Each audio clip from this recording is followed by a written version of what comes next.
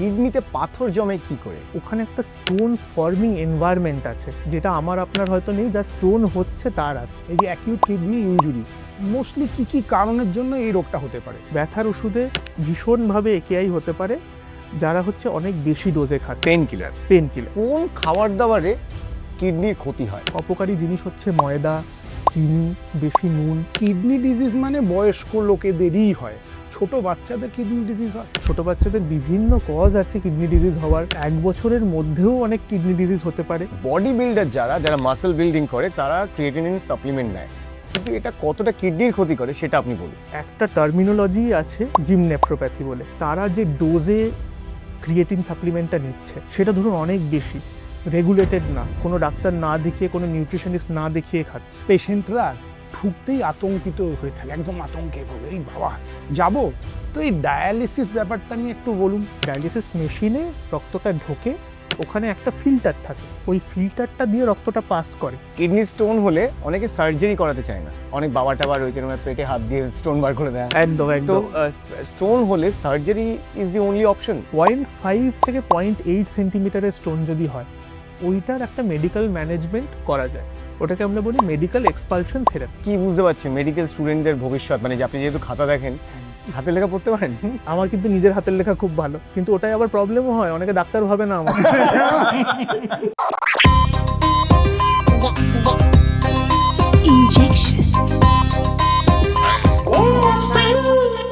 High, আমি Sayan. High, আমি কুশল। ইনজেকশনের আরও একটা ব্র্যান্ড নিউ এপিসোডে আপনাদের সবাইকে স্বাগত। এবং আজকের পর্বে আমরা কথা বলবো কিডনি নিয়ে। এর আগে একটা পর্ব আমরা করেছিলাম কিডনি নিয়ে, সেখানে ওপর থেকে মানে আপনাদের কিডনির বেসিক বিষয়গুলো আপনাদের বুঝিয়েছিলাম, কিন্তু আজকে একদম কিডনির ভেতরে ঢুকে যাবো। দেহের ছাকনি যদি বিগড়ে যায়, ছাকনিকে ঠিক রাখা, এই সমস্ত জিনিস নিয়ে আজকে আলোচনা করব। তার জন্য আমাদের সাথে আছেন আমাদের আজকে special guest doctor Tapabrata Das, nephrologist. নমস্কার ডাক্তারবাবু। নমস্কার, welcome to our show. Thank you. নেফ্রোলজিস্টকে আমরা এই হুইল চেয়ারে বসালাম। না, ঠিক আছে মনে হচ্ছে স্যারের ডায়ালিসিস হবে। জোকস অ্যাপার্ট, স্যার একটা কিডনি নিয়ে কেউ বাঁচতে পারে? একদম নিঃসন্দেহে বাঁচতে পারে, কারণ আমরা দেখেছি যে ইউজুয়ালি যখন ট্রান্সপ্ল্যান্ট করা হয় তখন আমরা একটা কিডনি ট্রান্সপ্ল্যান্ট করি, দুটো কিডনি তো আর ট্রান্সপ্ল্যান্ট করি না। আর তাতে পেশেন্ট ইউজুয়ালি আমরা দেখেছি অ্যাভারেজ 5 থেকে 10 বছর ভালো থাকতে পারে with a good transplant outcome. আমরা এরমও দেখেছি 20 থেকে 25 বছর অবধি একটা কিডনির লাইফ স্প্যান হতে পারে। আর ওই একটা কিডনি নিয়েই পেশেন্ট কিন্তু 0.8 থেকে 1.5 অবধি ক্রিয়েটিনিন অনায়াসে মেনটেন করতে পারে, যদি কোনো ইন্টারভিনিং কমপ্লিকেশন না হয়। আচ্ছা, দুটো কিডনি বাদ দিয়ে দিলে? আর দুটো কিডনি বাদ দিয়ে দিলে ওটাকে আমরা এনেফ্রিক বলে দিই, আর সেটা is usually not incompatible with life. পেশেন্টকে মেনটেনই করতে হবে ডায়ালিসিসে, সপ্তাহে 3টে করে ডায়ালিসিস আপনাকে নিতেই হবে যদি আপনার দুটো কিডনি না থাকে। যাই হোক, আমরা বিস্তারিত কিডনি ট্রান্সপ্লান্ট বা ডায়ালিসিস নিয়ে আলোচনা করব। তার আগে একটু গঠনগতভাবে একটু যদি আপনি কিডনিটাকে একটু বুঝিয়ে দেন। কিডনি জিনিসটা কি, মানুষের কাছে এই জিনিসটা খুব স্পষ্ট হওয়া উচিত। আমরা শুধুমাত্র ছাকনি হিসেবে কিডনিকে জানি। কিডনির দুটো পার্ট আছে, মেন দুটো পার্ট, একটা গ্লোমেরুলাই, একটা টিউবিউল। জেনে রাখবেন যে কোনো ফিল্টারের দেখবেন একটা ভেতরের ফিল্টার থাকে, আরেকটা জায়গা থাকে যেটা দিয়ে জলটা বেরিয়ে আসে। ঠিক আছে, তাহলে একটা কি হলো, একটা ফিল্টার হলো, আরেকটা হলো কানেক্টিং সিস্টেম বা কালেক্টিং সিস্টেম, আরেকটা হচ্ছে যেটা ডেলিভার করছে। কিডনিটাকেও এইভাবেই ডিভাইড করা আছে, যে একটা গ্লোমেরুলাই হলো, আরেকটা টিউবিউল হলো। ঠিক আছে, এবার ওই জন্য ডিজিজগুলোও দুরকম হয়, একটা গ্লোমেরুলার ডিজিজ হয়, একটা টিউবুলার ডিজিজ হয়। একটা ডিজিজ হয় যেটা ফিল্টারটা খারাপ হলে ওই ডিজিজগুলো হবে, আর টিউবিউলটা খারাপ হলে আরেক রকম ডিজিজ হবে। ঠিক আছে, আর আরেকটা জিনিস যেটা মানুষ একেবারেই জানে না, যেটা হচ্ছে কিডনির আর কি কাজ আছে। ওটা কি শুধুই একটা ফিল্টার? আপনি দেখবেন কিডনি রোগ হলে মানুষের হিমোগ্লোবিন কমে যায়। কেন কমে যায়? ওটা তো একটা ফিল্টার, কমার তো কথা না। কিন্তু আমাদের কিডনি হিমোগ্লোবিন তৈরি করতেও হেল্প করে। ওখান থেকে এরিথ্রোপয়েটিন বলে একটা হরমোন সিক্রিট হয়, যেটা আমাদের হিমোগ্লোবিনটা বাড়ায়। ঠিক আছে, আরেকটা জিনিস খুব ইম্পর্টেন্ট, দেখবেন হাড়ে ব্যথা হয় যখনই একটা ক্রনিক কিডনি ডিজিজের পেশেন্ট আসে, তার হাড় ভঙ্গুর হয়ে যায়, হাড়ে ব্যথা হয়। হ্যাঁ, অস্থির যে মেন সমস্যাগুলো, ওগুলো কিডনির জন্যই হয়। কিডনির একটা কাজ হচ্ছে মেন, একটা অ্যাক্টিভেটেড ভিটামিন ডি তৈরি করে কিডনি। একটা এনজাইম কিডনিতে থাকে, ওটা হচ্ছে 1 আলফা হাইড্রক্সিলেজ। একটা কিডনিতে একটা এনজাইম থাকে, ওটা হচ্ছে আমাদের প্রক্সিমাল টিউবিউলে থাকে। আমি বললাম না টিউবিউলের আবার 3টে পার্ট আছে, প্রক্সিমাল টিউবিউল, ডিস্টাল টিউবিউল আর লুপ অফ হেনলে। এইভাবে টিউবিউলটাকে ভাগ করা থাকে, কারণ বিভিন্ন পার্ট অফ দ্য টিউবুলের বিভিন্ন কাজ থাকে, ঠিক আছে? তো এইগুলো আমাদের মনে রাখতে হবে যে কিডনিটা শুধুমাত্র একটা ছাঁকনি না, ওখানে ছাঁকনির সাথে সাথেও শরীরের বিভিন্ন রকম ইম্পর্টেন্ট জিনিসপত্র তৈরিও হয়। তো এটা অলরেডি একটা এন্ডোক্রিন অর্গানও, যেরকম আমরা থাইরয়েড জানি একটা এন্ডোক্রিন অর্গান, প্যানক্রিয়াস জানি একটা এন্ডোক্রিন অর্গান, কিডনিও কিন্তু আংশিকভাবে একটা এন্ডোক্রিন অর্গান, শুধুমাত্র একটা এক্সক্রিটারি অর্গান না। ওই জন্য যখন কিডনিটা খারাপ হয় তখন এই সব ডিসফাংশনগুলোর জন্য এই সব সিমটমও দেখা যায়। আমরা শুধুমাত্র কি বুঝি যে কিডনিটা খারাপ হয়ে গেল, শরীরে জল জমে যাবে, মানুষ ফুলে যাবে, হ্যাঁ, কিন্তু এই যে অ্যানিমিয়াটা হচ্ছে, এই যে হাড় ভঙ্গুর হয়ে যাচ্ছে, এই যে অন্যান্য হার্টের সমস্যা হচ্ছে, এগুলো কেন হচ্ছে? শুধুমাত্র তো একটা ফিল্টার খারাপ হয়ে গেলে এত কিছু হওয়ার কথা ছিল না। তো ফিল্টারের বাইরের যে ফাংশনটা, ওটাও মানুষকে বুঝতে হবে। আর হঠাৎ করে কিডনির একটা অসুখ হয়ে গেল, আর অনেক দিন ধরে থেকে থেকে কিডনির একটা অসুখ হলো, যেটা আমরা ওই অ্যাকিউট কিডনি ইনজুরি দেখতে পাই, আর একটা সিকেডি যেটা ক্রনিক কিডনি ডিজিজ। এই দুটোকে আপনি যদি একটু আমাদের দর্শকদের বলেন। অ্যাকিউট কিডনি ইনজুরির মানে যেটা মেইন ডেফিনেশন, ওটা হচ্ছে আপনার 1 দিন থেকে 7 দিনের মধ্যে যে ইনজুরিটা হয়েছে, ঠিক আছে? আরেকটা জিনিস যেটা হয় ওটাকে অ্যাকিউট কিডনি ডিজিজ বলে, একেডি। আমি এটা যেটা বলছি না, এই যে 3 মাস 4 মাসের যে পিরিয়ডটা, এটা একেডি হয়। আর এটাই আমাদের কাছে না ওপিডিতে বেশি আসে। অ্যাকিউট কিডনি ইনজুরি হলে কি হয়, যেটা ওটা হচ্ছে যেহেতু অ্যাকিউটলি কিডনিটা কম কাজ করা শুরু করে দিল, ওর সিমটমগুলো অনেক আপনার কাছে প্রকাশ্যে চলে আসে। যে ধরুন ইউরিন অনেক কমে গেল একদিনে, বিপি অনেক বেড়ে গেল, মেন মানুষ ওই সিমটমটাই দেখে যে ইউরিন আউটপুটটা ঝট করে কমে গেল। আর কমার পেছনে যে কারণগুলো থাকে ওগুলো অনেকটা সিভিয়ার সিমটোম্যাটিক ডিজিজেস হয়, যেমন একটা খুব বড় ইনফেকশন হলো, হ্যাঁ, বা হচ্ছে কোনো কারণে আপনার ইউরিনে এরম দুদিকেই কোনো স্টোন হয়ে গেল, স্টোনের জন্য আটকে গেল, ঠিক আছে, একটা সিভিয়ার কিডনিতে ইনফেকশন হয়ে গেল, ওটার জন্য ক্রিয়েটিনিন বেড়ে গেল। তো এই জিনিসগুলো না আপনার কখনোই এরকম হবে না যে একদম মানুষ বুঝতেই পারলো না আর একেআই হয়ে গেল। যেটা হয় ওটা হচ্ছে একেডি, অ্যাকিউট কিডনি ডিজিজ, যেটা লোকে ধরতে পারে না, আর ওটা থেকেই সিকেডিটা হয়ে যায়। ওই জন্য এই পোর্শনটা, এই স্পেকট্রাম অফ ডিজিজটা মানুষের জানা উচিত, যেটা হচ্ছে আপনার 7 দিন থেকে 3 মাসের ইনজুরি। ডাক্তার একটা জিনিস, এই যে একেআই, হ্যাঁ, এই যে অ্যাকিউট কিডনি ইনজুরি, মোস্টলি কি কি কারণের জন্য এই রোগটা হতে পারে? 3-4টে মেন জিনিস থেকে হয় একেআই। এক তো হচ্ছে আপনার ড্রাগ ইনডিউসড, ধরুন এরকম কোনো একটা ওষুধ খেলো যেটা ডাইরেক্টলি কিডনি ইনজুরি করতে পারে। যেরকম আমি একটা খুব কমন বলে দিচ্ছি, ব্যথার ওষুধ। ব্যথার ওষুধে ভীষণভাবে একেআই হতে পারে যারা হচ্ছে অনেক বেশি ডোজে খান। Pain killer. পেন কিলার থেকে হতে পারে। আর যেগুলো মেন আমাদের মনে রাখতে হবে, যেগুলো থেকে একেআই হওয়ার চান্স খুব বেশি, একটা হচ্ছে ইনফেকশন, যে কোনো সিভিয়ার ইনফেকশন, ধরুন ম্যালেরিয়া হলো, ডেঙ্গু হলো, ঠিক আছে? তারপর আমাদের দেশে খুব বেশি হয় scrub typhus, leptospira, infective cause.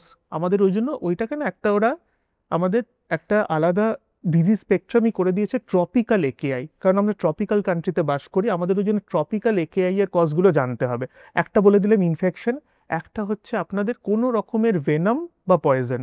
Venom হচ্ছে আপনার snake venom, snake bite is very common, হ্যাঁ, আমাদের বাংলায় তো প্রচুর স্নেক বাইট হয়, আর তারা ঠিক টাইমে পৌঁছাতে পারে না বলে সরকারি জায়গায়, তখন হচ্ছে আমাদের একেআইটা ডেভেলপ করে যায়। তাড়াতাড়ি অ্যান্টিভেনামটা পেলে কিন্তু একেআই এর চান্স খুব কম। আর একেআইটা কিভাবে হয় স্নেক ভেনামে, আপনার যেখানেই হচ্ছে আপনার বাইটটা হলো ওখানকার মাংসটা ক্ষইতে শুরু করে, যেটাকে আমরা র্যাবডোমায়োলাইসিস বলি, আর ওই কণিকাগুলো গিয়ে কিডনিতে আটকে যায়, ঠিক আছে? তো এইভাবে হচ্ছে স্নেক বাইটটা মনে রাখতে হবে। আরেকটা যেটা খুব বেশি করে বাড়ছে আজকালকার দিনে, আমরা নিউজেও দেখেছি, ওটা হচ্ছে প্রেগনেন্সিতে কিডনি ইনজুরি, ঠিক আছে? এবার প্রেগনেন্সি একেআইটা একটা বিশাল স্পেকট্রাম, একটা ইনক্রিজিং একটা এপিডেমিকের মতো হয়ে যাচ্ছে। আর ওটার জন্য মেন যেটা দরকার, ওটা হচ্ছে ভালো ANC clinic, antenatal check up. 20 সপ্তাহের পর মাদারের হাইপারটেনশন ডেভেলপ করছে কিনা, আগে কখনো প্রেগনেন্সিতে শেষের দিকে পা খুব বেশি ফুলেছিল কিনা, বিপি খুব বেশি বেড়েছিল কিনা, সিজেরিয়ান করতে হয়েছিল কিনা এমার্জেন্সি বেসিসে, এই হিস্ট্রিগুলো আমাদের নিতে হয় সব সময় প্রেগনেন্সির সময়। আর প্রেগনেন্সি রিলেটেড একেআই এর কিন্তু আজকাল আউটকাম খুব খারাপ হচ্ছে, কারণ পেশেন্ট আসছেই আমাদের কাছে 6-7 ক্রিয়েটিনিন নিয়ে। হ্যাঁ, আরেকটা জিনিস যেটা প্রেগনেন্সিতে একেআই করে, ওটা হচ্ছে আমাদের পিপিএইচ, পোস্টপার্টাম হেমারেজ। হ্যাঁ, পিপিএইচে এতটাই বেশি ব্লাড লস হয়, ওটা থেকে হচ্ছে বিপি ফল করে। বিপি ফল করলেই আপনার হচ্ছে কিডনির পারফিউশন কমবে, একেআই হবে। আর এগুলো সবই দেখুন এরকম ডিজিজ যেগুলো মানে একদম 0 আওয়ার থেকে 7 ডেজের মধ্যেই কিডনিটাকে খারাপ করবে, যেটা আমাদের একেআই এর মেন ডেফিনেশনের মধ্যে পড়ে, যে কিডনি ইনজুরি উইদিন 7 ডেজ বা 48 আওয়ার্সের মধ্যে ক্রিয়েটিনিন যদি 0.3 বাড়ে, এটা হচ্ছে একদম কারেক্ট ডেফিনেশন। 48 ঘন্টার মধ্যে বেসলাইন থেকে 0.3 বাড়া, বা আপনার যে বেসলাইন ছিল ওটা থেকে 7 দিনের মধ্যে 1.5 গুণ ক্রিয়েটিনিন বেড়ে যাওয়া। ঠিক আছে, ধরুন কারোর যদি 0.8 ছিল ওখান থেকে 2 হয়ে গেল 1 সপ্তাহের মধ্যে, তাহলে দ্যাট ইজ একেআই। আর তারপর যদি নন রিজলভিং একেআই হয়, যেটা রিজলভ করলো না 7 দিনের মধ্যে, ওইটাই চলে গেল একেডি স্পেকট্রামের মধ্যে, যেটা 7 থেকে 3 মাসের মধ্যে ইনজুরি বলি আমরা। আর এই প্রত্যেকটা একেআইটা এত কেন ইম্পর্টেন্ট, প্রত্যেকটা একেআই পেশেন্টের সিকেডি হওয়ার চান্স 8 গুণ বেড়ে যায়, 8 থেকে 10 গুণ। ওই জন্য প্রত্যেকটা ইনজুরি ইজ ইম্পর্ট্যান্ট। ঠিক আছে, আরেকটা যেটা একেআই এর একটা মেন কজ আমার বলা হলো না, ওটা হচ্ছে পাইলোনেফ্রাইটিস, মানে কিডনির ভেতরে ইনফেকশন। ঠিক আছে, এটা কাদের বেশি হয়? একটা হচ্ছে আমাদের ডায়াবেটিক পেশেন্টদের, আরেকটা হচ্ছে যাদের অবস্ট্রাকটিভ ইউরোপ্যাথি আছে, মানে কোনো রকমভাবে ইউরিন যে মানে প্রবাহটা ওটা কোথাও গিয়ে একটা আটকাচ্ছে। এবার ওটা কোথায় আটকায়? ইউজুয়ালি দুটো ইম্পর্টেন্ট কজ মাথায় রাখতে হবে, একটা হচ্ছে ছেলেদের প্রস্টেট, আর মেয়েদের হচ্ছে যদি কোনো রকমভাবে কোনো ম্যালিগনেন্সি হয় ওই রাস্তায়, ওটা ইউজুয়ালি গাইনিকোলজিক্যাল ম্যালিগনেন্সিস হয়, যেরকম একটা সার্ভাইকাল সিএ। ঠিক আছে, যে কোনো কারণে আমরা যদি অবস্ট্রাকটিভ ইউরোপ্যাথি পাই, মানে যেখানে অবস্ট্রাকশন হচ্ছে ইউরিনের আউটফ্লোতে, ছেলেদের ক্ষেত্রে বিপিএইচ বা প্রস্টেটিক সিএ, আর মেয়েদের ক্ষেত্রে cervical CA should be ruled out. ঠিক আছে, তো এইটা হচ্ছে একেআই এর মেন স্পেকট্রাম, যেটা আমাদের মনে রাখতে হবে। ইনফেকশন, প্রেগনেন্সি, মেনলি ট্রপিক্যাল একেআইস, আর হচ্ছে স্নেক বাইট আর ভেনাম অ্যাসোসিয়েটেড, আর কিছু কিছু ক্ষেত্রে কিছু পয়জন, যেরকম হচ্ছে প্যারাকোয়েট। প্যারাকোয়েট একটা খুব ইম্পর্টেন্ট পয়জন, যেখানে হচ্ছে প্রচুর মানুষের ডায়ালিসিস হয় প্যারাকোয়েট পয়জনিংয়ে। এই জিনিসগুলো আমাদের মনে রাখতে হবে, কারণ এইগুলো আমাদের সোসাইটিতে এখনও খুব বেশিভাবে হয়। আরও কিছু রেয়ার কজেস অফ একেআই আছে, কিন্তু ওগুলো হচ্ছে সব ডিসকাস করলে মানুষের মাথায় কিছুই থাকবে না। ডাক্তারবাবু অনেক কিছু বোঝালেন আপনি, আর অনেকক্ষণ আপনি কথা বলেন, একটু রিল্যাক্স করুন আপনি। আর আপনার জন্য একটা বিশেষ গিফট রয়েছে। আমরা জানি বাঙালি আমরা খাওয়া দাওয়া করতে ভালোবাসি, তাই আপনার সমস্ত এই রান্নাঘরের সামগ্রী, মশলা হোক, তেল হোক, সমস্ত কিছু রয়েছে শালিমারের পক্ষ থেকে, এবং তার সাথে রয়েছে শালিমারের এই iconic coconut oil. Thank you so much ডাক্তারবাবু। ওকে, থ্যাংক ইউ শালিমারকে, আমাদের আজকের পর্বের গিফট পার্টনার। এই খাবার দাবার কথা এলো, কোন খাবার দাবারে কিডনির ক্ষতি হয় যেটা আমরা ডেলি লাইফে খাই? এবার আমাকে দেখতে হবে যে কিডনি রোগটা কেন হয়েছে বা কি কারণে হতে পারে। সবচেয়ে কমন রোগ দুটো, একটা হচ্ছে হাইপারটেনশন মানে বিপি বেশি, আর একটা হচ্ছে সুগার বেশি। এই দুটো শ্রেণীর যে রুগী, এদের কিছু কিছু খাবার খেলে ক্রিয়েটিনিন বাড়ার চান্স থাকে, কারণ এদের কিডনিগুলো আগে থেকেই স্ট্রেসে আছে। হ্যাঁ, তো এদের কি কি আমরা অ্যাভয়েড করতে বলি? এক তো হচ্ছে বেশি লবণ খাবেন না। আমাদের একটা স্পেসিফিক লবণের পরিমাণ বলা থাকে পেশেন্টকে, যেরকম হচ্ছে 5 গ্রামের বেশি লবণ খাবেন না। হ্যাঁ, আর যদি সোডিয়াম আলাদা করে বলি তাহলে অ্যারাউন্ড 2.5 গ্রাম মতো। ঠিক আছে, তো লবণটা, আর বিশেষ করে এবার দেখুন 5 গ্রাম 2.5 গ্রাম তো আর বাড়ি থেকেও মেপে খাবে না, তো ওই জন্য কী করতে হবে, ওনাকে উপর থেকে লবণ ছড়িয়ে যেন না খায়, যেটুকু দেবে রান্নায় দেবে, তাহলে সবার মধ্যে ভাগ হয়ে গেল ওটা। আর রান্নাতেও অল্প করে দিতে মানে বলা হয়, যাতে বিপি কন্ট্রোলটা ভালো থাকে। এটা গেল শুধু হাইপার টেনশনের পেশেন্টের জন্য। এবার যদি ধরুন কারোর ডায়াবেটিস আছে, ঠিক আছে, এবার আমরা কেন বারবার বলি যে বেশি প্রোটিন জাতীয় খাবার খাবেন না? দেখবেন বেশিরভাগ ডাক্তার বলে দেয় যে মাটন খাবেন না, হ্যাঁ, রেড মিট খাবেন না, তারপর হচ্ছে আপনি বেশি মাশরুম খাবেন না। হ্যাঁ, এগুলোর মধ্যে এমন কি থাকে, মানে প্রোটিনটা কমিয়ে লাভটা কি হয়? সেটা জানতে হবে যে ক্রিয়েটিনিন জিনিসটা কোত্থেকে আসছে। ক্রিয়েটিনিন আসছে মাসল থেকে, মাসল মেটাবলিজম হয়ে, মাসল ডিগ্রেড হয়ে, ওটা ক্রিয়েটিনিন হয়ে তারপর ইউরিন দিয়ে বেরিয়ে যায়। আর কিছুটা ক্রিয়েটিনিন বডিতে রয়ে যায়, যেটা আমরা নর্মালি পাই 0.8, 1.8, এটা যেটা আপনার আমার সবার ক্রিয়েটিনিন, ওইটুকু বডিতে থেকে যায়। ঠিক আছে, এইবার যেটা আমরা এক্সট্রা প্রোটিন খাচ্ছি সেটাও কিন্তু আমাদের বডি বার করে দেয়। ধরুন আজকে আমি 1.5 কিলো মাংস খেয়ে নিলাম, ঠিক আছে, আমার তো কালকে ক্রিয়েটিনিন বাড়বে না, কারণ আমার কিডনি সেটা এক্সক্রিট করে দেয়, হ্যাঁ, বার করে দেয়। এবার যেটা কিডনির উপর যে এক্সট্রা চাপটা পড়ে ওটাকে আমরা বলি গ্লোমেরুলার হাইপার ফিল্ট্রেশন হয়। যে ফিল্টারটা কাজ করছে ওটাকে আরও বেশি করে কাজ করতে হয়, ওটার উপর চাপটা অনেক বেড়ে যায়।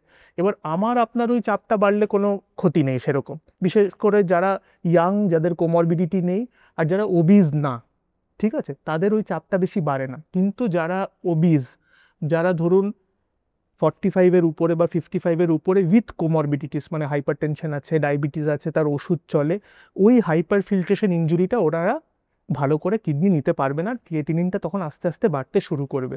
আরেকটা জিনিস যেটা বাড়তে শুরু করবে, শুধু ক্রিয়েটিনিন বাড়বে না, ইউরিন দিয়ে প্রোটিন লিক করতে শুরু করবে। কারণ ওই যে ছাঁকনিটার উপর চাপটা পড়ছে, ওই ছাঁকনি, আমরা বারবার ছাঁকনি কেন বলছি, কারণ কিছু জিনিস ছেঁকে বডির ভেতরে রেখে দেয়, ঠিক আছে। তো ওই ছাঁকনিতে কিছুটা যেটা হয়, খুব ইম্পর্টেন্ট কিছু প্রোটিন যেরকম অ্যালবুমিন বডির ভেতরেই রয়ে যায়, অ্যালবুমিনটা বেশি বেরোতে দেয় না, ঠিক আছে, কিডনি। এইটাই হচ্ছে, এই অ্যালবুমিন ইউরিয়াটা তখন শুরু হয়ে যায়, আর তখনই শুরু হয় হচ্ছে আপনার ইউরিনে ফেনা, ঠিক আছে। যেটা আমরা বারবার পেশেন্টদের জিজ্ঞেস করি, যখনই বলে একটু পা ফুলছে, একটু মুখ ফুলছে, তখনই আমরা প্রথমে কি জিজ্ঞেস করি, যে পেচ্ছাপে ফেনা হচ্ছে কিনা। আর খাওয়া রিলেটেড এই জিনিসগুলোই ওই জন্য আমরা সবার আগে বলে দিই যে হাই প্রোটিন, বিশেষ করে অ্যানিমাল প্রোটিন, এইটাকে একটু আপনার ডায়েটের মধ্যে কমিয়ে আনুন। আর যদি আপনি অ্যানিমাল প্রোটিন খান, আপনি লিন প্রোটিন খান, যেগুলো হচ্ছে আপনার রেড মিট না, যেরকম হচ্ছে ছোট মাছ, চারা মাছ, ঠিক আছে। সামুদ্রিক মাছ খাবেন না, ওগুলো লিন প্রোটিনের মধ্যে পড়ে না। চিকেন তাও খেতে পারেন। মানে তারপর হচ্ছে ক্রনিক কিডনি ডিজিজ হয়ে গেলে একরকম ডিম স্যার? ডিম খেতে পারে। এই ডিম নিয়ে না একটা খুব মানে মিসকনসেপশন আছে লোকের মধ্যে, যে ডিমের কুসুম খাওয়া যাবে না। হ্যাঁ, কুসুম বাদ দিয়ে দিন সব সময়। কুসুমটা এত খারাপ জিনিস না, ওর থেকে অনেক খারাপ জিনিস আমরা খাই। কিডনি রুগীও দিনে একটা করে ডিম খেতেই পারে, ঠিক আছে, এরকম কোনো বাধ্যবাধকতা নেই। কিন্তু কিছু কিছু জিনিস যেটা ডিমে থাকে, যেরকম একটু ইউরিক অ্যাসিড বাড়ে ডিমে, ঠিক আছে, বাকি কিন্তু ডিমের উপকারিতাই বেশি অপকারিতার থেকে। এর থেকে অনেক অপকারী জিনিস হচ্ছে ময়দা, চিনি, বেশি নুন, ঠিক আছে, কয়েকটা হোয়াইট জিনিস যেগুলো আমরা অ্যাভয়েড করতে বলি, যেরকম বেশি ভাত, বেশি নুন, বেশি চিনি, বেশি ময়দা, দেখুন সব সাদা। কয়েকটা হোয়াইট জিনিস আমরা ডায়েট থেকে সবাইকে, এটা শুধু কিডনি রোগীদের জন্য না, সবাইকেই সরিয়ে দিতে বলি বা কমিয়ে দিতে বলি। আমাদের এটা মনে রাখতে হবে, আমরা অ্যাট রিস্ক পেশেন্টদের যদি এগুলো আগে থেকে বলে দিই, তাহলে ক্রনিক কিডনি ডিজিজটা হবে না, ঠিক আছে। একটা জায়গায় গিয়ে একটা স্টেবিলাইজেশন আমরা করে দিতে পারবো। ধরুন একটা ডায়াবেটিক পেশেন্ট আমার কাছে এলো, ডায়েটারি রেস্ট্রিকশনটা না তখন বেশি জরুরি।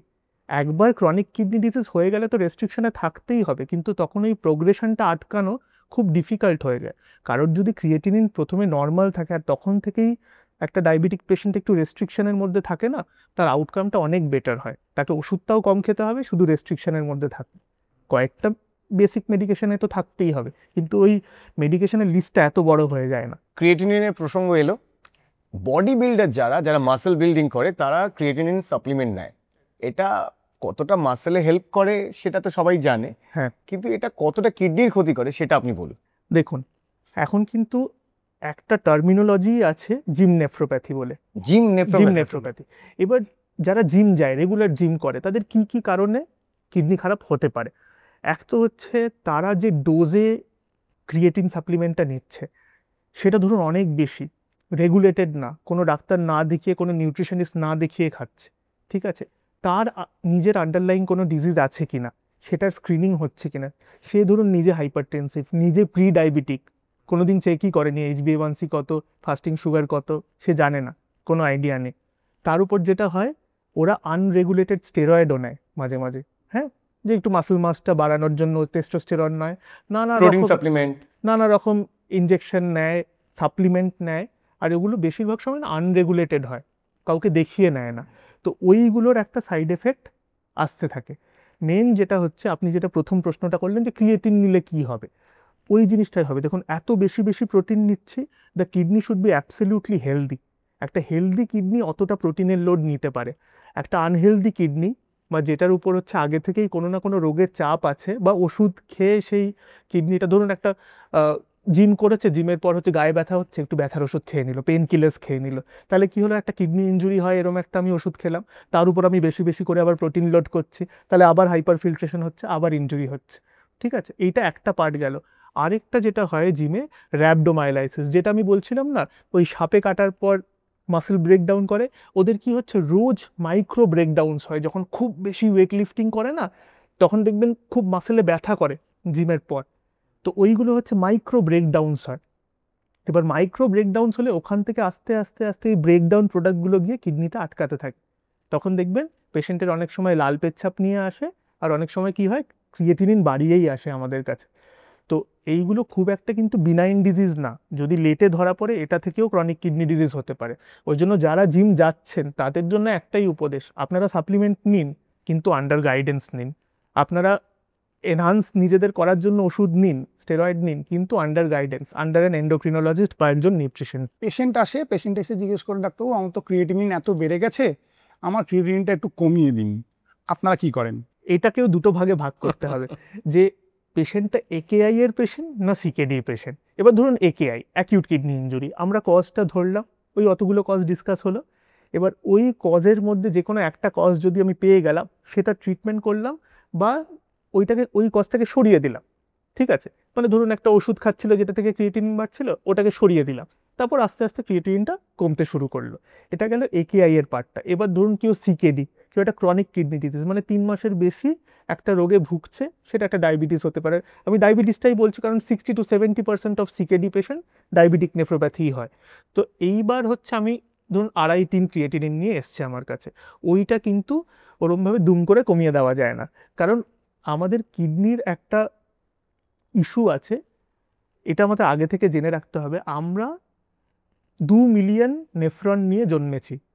কিডনির মধ্যে যে ইউনিটগুলো থাকে, যেটা ফাংশনাল ইউনিট, ওটাকে নেফ্রন বল, ঠিক আছে। এবার ওটা 2 মিলিয়নই আছে, ওটা কিন্তু আমাদের জন্মের পর থেকে আর বাড়ে না। হ্যাঁ, মানে ভগবান স্টকটা দিয়ে হ্যাঁ, পাঠিয়েছে। ওটাই আপনার স্টক, ওটা আপনি সারা জীবনে ইউজ করবেন। এইবার ক্রনিক কিডনি ডিজিজে যেটা হয়, ওই স্টকটা আপনার কমে এসছে, ঠিক আছে, ধরুন 30-40% আছে, ঠিক আছে। এবার ওই স্টকটা কিন্তু আমি কোনো ওষুধ দিয়ে বাড়াতে পারবো না, ঠিক আছে। কিছু কিছু অর্গানে ওটা করা যায়, ওটা কিডনিতে করা যায় না। তাহলে আমার কাছে উপায় কি আছে? আমার কাছে তাহলে কেন আসবে আমি যদি বাড়াতেই না পারি? আমরা যেটা করি, ওই যে স্টকটা, ওটাকে মেনটেন করতে হেল্প করি। ওটাও কিন্তু আস্তে আস্তে ওই স্টকটা কমবে, কিন্তু কোন র্যাপিডিটিতে কমবে, কতটা তাড়াতাড়ি ওই স্টকটা কমবে, সেইটা আমাদের হাতে থাকে অনেক সময়। কারণ দেখুন, যদি ডায়াবেটিক নেফ্রোপ্যাথি নিয়ে আসে আমাদের কাছে, এলো ডায়াবেটিক নেফ্রোপ্যাথি নিয়ে, 2.5 ক্রিয়েটিনিন নিয়ে, তখন আমি কি বলবো যে আপনি সুগারটা ভালো করে মেনটেন করুন, বিপিটা ভালো করে মেনটেন করুন, ওষুধটা ঠিক করে খান, কোনো নেফ্রোটক্সিক ড্রাগ খাবেন না, আবার ওই ডায়েটে ফিরে যাব, ডায়েটটা ঠিক করে করুন। তাহলে কি হবে, আমাদের যে জিএফআর এর ফলটা, মানে আমরা ক্রিয়েটিনিন দিয়ে কিন্তু মাপি না সব কিছু, আমাদের গ্লোমেরুলার ফিল্ট্রেশন রেট বলে একটা জিনিস হয়, যেটা আমাদের ওজন আর বয়স আর ক্রিয়েটিনিন, ঠিক আছে। ওজনটা আগে আমাদের ক্রাইটেরিয়ার মধ্যে ছিল, ওটা বাদ হয়ে গেছে। তো বয়স আর ক্রিয়েটিনিন দিয়ে আমরা জিনিসটা দেখি, ওটা থেকে জিএফআরটা ক্যালকুলেট করা যায়। এবার জিএফআরটা 90-এর উপর নর্মাল, আর 90-এর নিচ থেকে হচ্ছে আমাদের সিকেডির মধ্যে পড়ে যায়।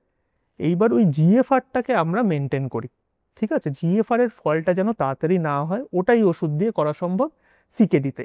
একেআইয়ের ক্ষেত্রে অনেক সময় পুরোই ক্রিয়েটিনিন নর্মাল করে দেওয়া যায়, ওই অ্যাকিউট ইনসাল্টটাকে সরিয়ে দিই। এবার আসি কিডনি স্টোনে। হ্যাঁ, কিডনিতে পাথর জমে কি করে? জল যায় তো, পাথর কোথা থেকে হয় একটু সহজে বলবেন। আপনি নিজেই বললেন জল যায় তো, এবার যদি জল না যায় তাহলে কি হবে? শ্যাওলা ফেলা হবে নাকি? এবার শ্যাওলা তো আর জমে না, ওখানে ছোট ছোট যে মিনারেলগুলো আছে, ওগুলো একত্রিত হতে থাকে, ঠিক আছে। এবার দেখুন, সবার তো হচ্ছে না, আমার আপনার তো হচ্ছে না, কয়েকটা লোকেরই কেন হচ্ছে, কারা অ্যাট রিস্ক, এটা আমাকে বুঝতে হবে।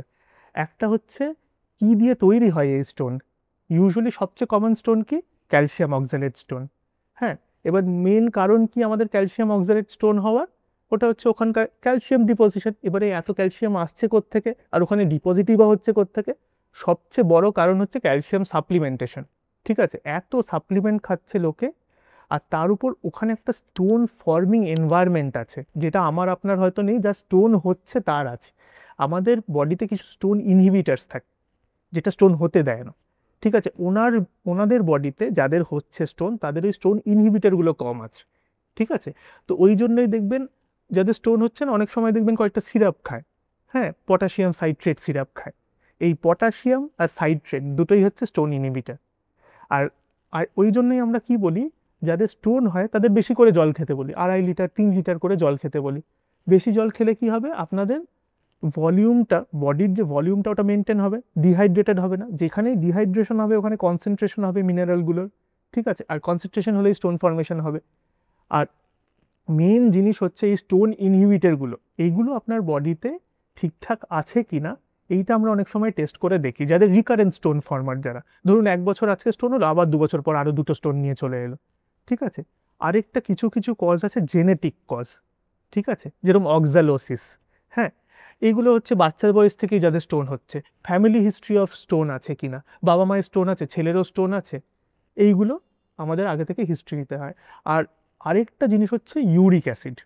ঠিক আছে, ইউরিক অ্যাসিড থেকেও ইউরেট স্টোন হয়। এবার ইউরিক অ্যাসিড কোন কোন খাবারে থাকে, আর ইউরিক অ্যাসিড নিয়ে আমরা এত ভাবিই বা কেন?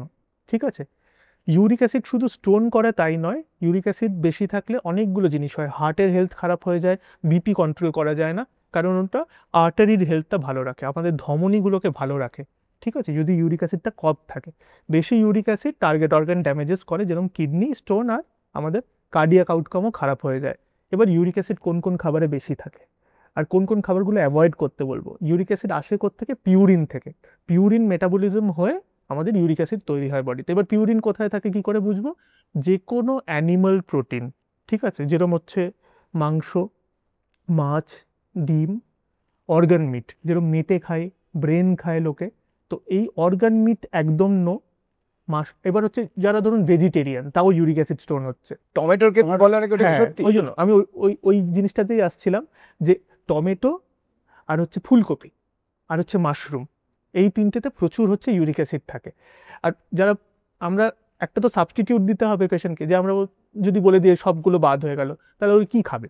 ঠিক আছে, তাহলে আমরা ওটাই বলে দিই, আপনি ফুলকপি খেতে ভালোবাসেন তো ব্রকলিতে শিফট করে যান, ব্রকলি কিন্তু আবার ভালো। ঠিক আছে, ব্রকলিতে ইউরিক অ্যাসিড কম। তো এই কটা জিনিস। আর মাশরুম, মাশরুম আমার খুব প্রিয়। মাশরুমটা মানে যদি আপনার ইউরিক অ্যাসিড দেখুন 8-9 এরকম থাকে, তাহলে আমাকে না করতেই হবে। মানে মাশরুমের সাপ্লিমেন্ট মানে সাবস্টিটিউট কি হতে পারে? দেখুন, কোনো জিনিস না আমরা পুরো বন্ধ করে দিতে বলি না, আমরা বলি যে আপনি পরিমাণ কমিয়ে দিন, ফ্রিকোয়েন্সি কমিয়ে দিন। ঠিক আছে, একদম কন্ট্রাইন্ডিকেটেড করে দিই না, পুরো নিষেধ করে দিই না। ঠিক আছে, যদি না কারোর মানে আমি এভিডেন্সই পেয়ে গেলাম যে ইউরিক অ্যাসিড স্টোন হচ্ছে বা বারবার হচ্ছে গাউট হয়ে যাচ্ছে। এবার গাউট কি জিনিস? ওটা হচ্ছে যে দেখবেন পায়ে ব্যথা হয়, পায়ের আঙুলে ব্যথা হয়, এরকম ফুলে যায়, দেখেছি সবার আগে, মানে পা ফেলতে পারে না। ওটা একটা inflammatory disease due to uric acid deposition, crystal হয়ে ডিপোজিশন হয়ে যায় আমাদের ইয়েতে, জয়েন্টে।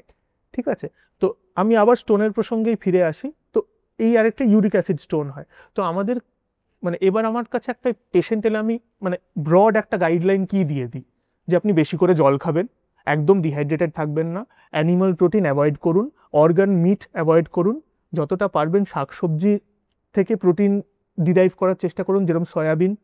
ঠিক আছে, আর হচ্ছে স্টোন ইনহিবিটার্স কিছু খান যাদের বারবার হচ্ছে, আর যাদের ফ্যামিলি হিস্ট্রি আছে, যাদের বারবার হচ্ছে, কোনো কিছু মেডিকেল ম্যানেজমেন্টেই তাদের স্টোন কমছে না, তাদের জেনেটিক টেস্টিং করাও।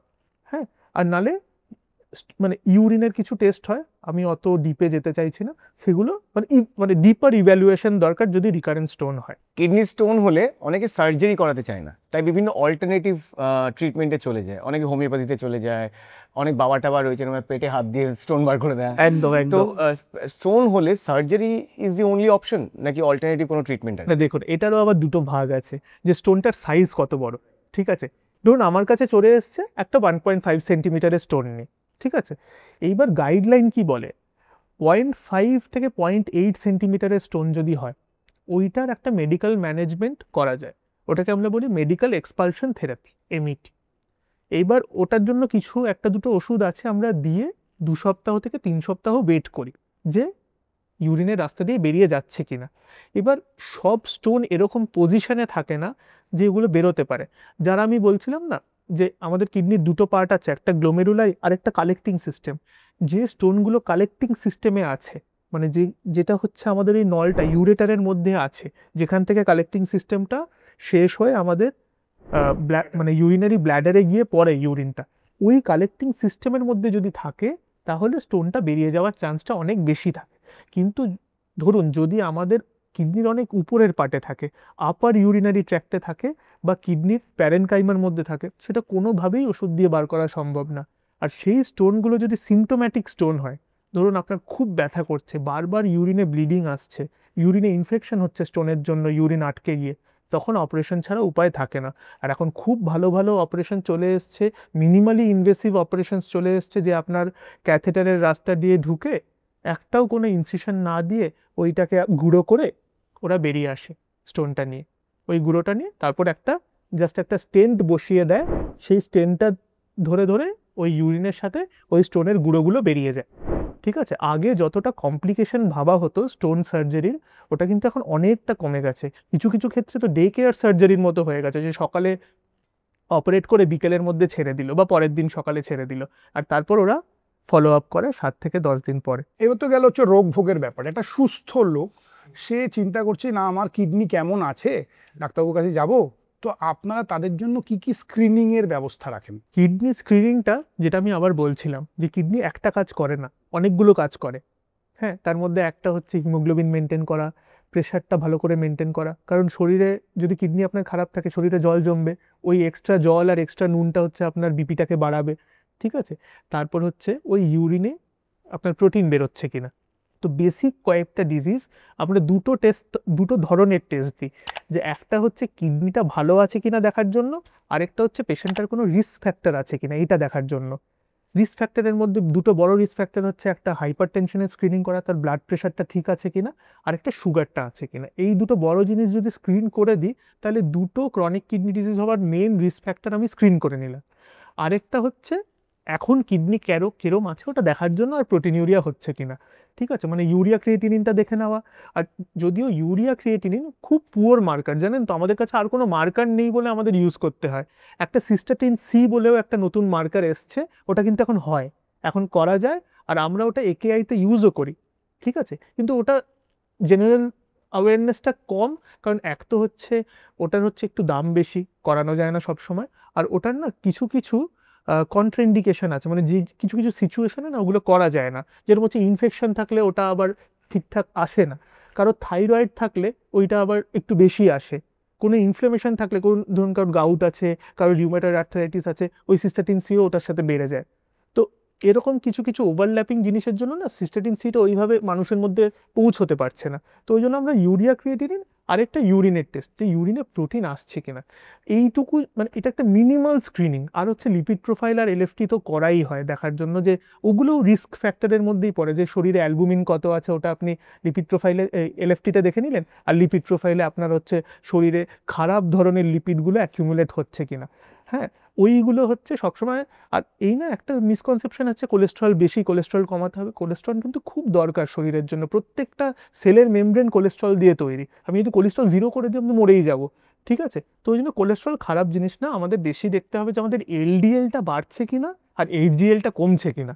ঠিক আছে, এই প্রপোর্শনটা দেখতে হয় আমাদের, রিস্ক ফ্যাক্টর দেখা আর কন্ডিশনগুলো দেখা, আর 1 বছরে একবার করে এই জিনিসগুলোই রিপিট করা। আচ্ছা, এখানে একটা জিনিস জিজ্ঞেস করি, সেটা হলো সবাই ভাবে যে কিডনি ডিজিজ মানে বয়স্ক লোকেদেরই হয়, ছোট বাচ্চাদের কিডনি ডিজিজ হয়? একদম হতে পারে ছোট বাচ্চাদের বিভিন্ন কজ আছে কিডনি ডিজিজ হওয়ার, এমনকি মানে 1 বছরের মধ্যেও অনেক কিডনি ডিজিজ হতে পারে। মেইনলি বাচ্চাদের যেগুলো হয় ওগুলোকে আমরা বলি CAKUT, congenital anomaly of kidney and urinary tract. এবার এটাকে সোজা ভাষায় বলি, অনেক সময় ডেভেলপমেন্টে যখন বাচ্চারা জন্মাচ্ছে, তখন আপনার যে কিডনিগুলো নর্মালি ডেভেলপ করেছে না, তখন হচ্ছে ওদের নর্মালি ডেভেলপ করে না। ঠিক আছে, তো কিছু কিছু জায়গায় দেখা যায় যে একটা কিডনি নিয়ে জন্মেছে, বা যে একটা কিডনি ওটা ঠিক করে ডেভেলপ করেনি, ওটাকে আমরা ডিসপ্লাস্টিক কিডনি বলি, যে কিডনিটা ওর কাজ ঠিক করে করেই না, ডেভেলপ তো করে গেছে, কিডনির মতো দেখতে একটা জিনিস হয়ে গেছে, কিন্তু ওটা কিডনির কাজটা ঠিক করে করছে না। তো এই জন্য ওই বাচ্চাগুলোর একটা ক্রনিক কিডনি ডিজিজ হওয়ার চান্স থাকে, যেহেতু কিডনিটা ঠিক করে কাজ করছে না। আর কিছু কিছু ক্ষেত্রে কি হয়, ওই অবস্ট্রাকটিভ ইউরোপ্যাথি, যেটা আমি বললাম না বয়স্কদের হয়, বাচ্চাদেরও হয়, অনেক সময় কি হয় ওদের পেচ্ছাপের নালিটাই সরু হয়, ওটা দিয়ে পেচ্ছাপ নামতেই পারে না, তো দুদিকের কিডনিটাই এরকম ফোলা ফোলা বেলুনের মতো কিডনি হয়ে যায়। ঠিক আছে, তো ওই কিডনিগুলোও কাজ করে না। আর আরও কিছু কিছু রোগ আছে যেগুলোই হচ্ছে বাচ্চারা ফুলে যায় বারবার, ওটাকে আমরা বলি নেফ্রোটিক সিনড্রোম। দেখবেন অনেক বাচ্চারা আছে এরকম চোখের চারপাশে এরকম ফোলা, এরকম ফুলে ফুলে বারবার ফুলে ফুলে আসছে ডাক্তারের কাছে, যে ওদের ইউরিন দিয়ে অনেক প্রোটিন বেরিয়ে যায়। তো ওদের ছোটোবেলা থেকেই বিভিন্ন কারণে ওই ছাঁকনিটা কাজ করে না। ঠিক আছে, তো ওইটার জন্য ওরা বারবার স্টেরয়েড পায়, স্টেরয়েড দিলে মাঝে মাঝে কি হয় ওই ছাঁকনিটা আবার কাজ করতে শুরু করে দেয়। কিন্তু কিছু কিছু বাচ্চাদের কি হয়, স্টেরয়েড দেওয়া সত্ত্বেও বারবার ওই রোগটাকে ফিরে আসে, ওটাকে আমরা বলি রিল্যাপস, নেফ্রোটিক সিনড্রোমের রিল্যাপস। তো এই বারবার রিল্যাপস হতে হতে হতে না ওই কিডনিটাও একটা টাইমে গিয়ে খারাপ হয়ে যেতে পারে। তো এগুলোই মেন কজ বাচ্চাদের কিডনি খারাপ হওয়ার। একটা হচ্ছে মানে জন্মগত কিছু ডিফেক্ট থেকে গেল। এবার জন্মগত ডিফেক্টে এটাও হতে পারে যে একটা কিডনি নিয়ে জন্মালো বা এমন একটা কিডনি নিয়ে জন্মালো যেটা ফাংশন করছে না, বা কোনো অবস্ট্রাকশন আছে ওই কিডনিটাতে, বা আরেকটা যেটা low birth weight. Low birth weight যদি হয় না বাচ্চার, তাদের নেফ্রন নাম্বারটাই, ওই পুঁজিটাই ওদের কাছে কম থাকে। আমি 1 মিলিয়ন বললাম তো, ধরুন 500,000 নিয়ে জন্মালো, ঠিক আছে, 1 মিলিয়ন নিয়ে জন্মালো না। ওদের ছোটোবেলায় যদি সিকেডি নাও হয়, বড় হয়ে সিকেডি হওয়ার চান্স বেশি, কারণ ওর কাছে তো পুঁজিই কম। পরে কিছু বড় রোগ হলে ওর তাড়াতাড়ি সিকেডি হবে। ওই জন্য যখন ইয়াং অনসেট সিকেডি হয়, ধরুন আমার মতো কারোর সিকেডি হয়ে গেল, এটা একটা মোটামুটি ইয়াং অনসেট সিকেডি, তো তার হচ্ছে আমরা সবসময় বার্থ ওয়েট জিজ্ঞেস করি। ওটাকে আমরা বলি নেফ্রন এন্ডাওমেন্ট, মানে কতটা নেফ্রন নিয়েও জন্মেছে, ঠিক আছে। এইগুলো হচ্ছে মেন কজ। নেফ্রোলজিস্টের কাছে না পেশেন্টরা ঢুকতেই আতঙ্কিত হয়ে থাকে, একদম আতঙ্কে ভোগে, এই বাবা যাব, আর গেলে যদি ওই একটা জিনিস ক্রিয়েটিনিন একটু বেশি থাকে, বলে দেবে ডায়ালিসিস করতে হবে, ব্যাস। তো এই ডায়ালিসিস ব্যাপারটা নিয়ে একটু বলুন। দেখুন, আদতে ডায়ালিসিসটা হচ্ছে কিডনির অনেকগুলো ফাংশনের মধ্যে কিছুটা ফাংশন রিপ্লেস করার একটা চেষ্টা, যেটা হচ্ছে মেইনলি এক্সক্রিটারি ফাংশনটা, মানে যে ছাঁকনির কাজটা, যেটা আমরা সবাই জানি, ওটার কিছুটা পার্সেন্টেজ ডায়ালিসিস করার চেষ্টা করে। পুরোটা যে পারে তা না, কিন্তু অনেকটাই পারে, যার জন্য এটাই এখন একটা মেন মোডালিটি হয়ে গেছে যাদের কিডনি কম কাজ করে তাদের জন্য। এটাকে আমরা বলি রেনাল রিপ্লেসমেন্ট থেরাপি, যে কিডনিটাকে রিপ্লেস করছে, ঠিক আছে, পুরোটা না কিছুটা, ঠিক আছে। এইবার এইটাও অনেকে আমাকে জিজ্ঞেস করে যে ডায়ালিসিস দিলে কি কিডনি ভালো হয়ে যাবে?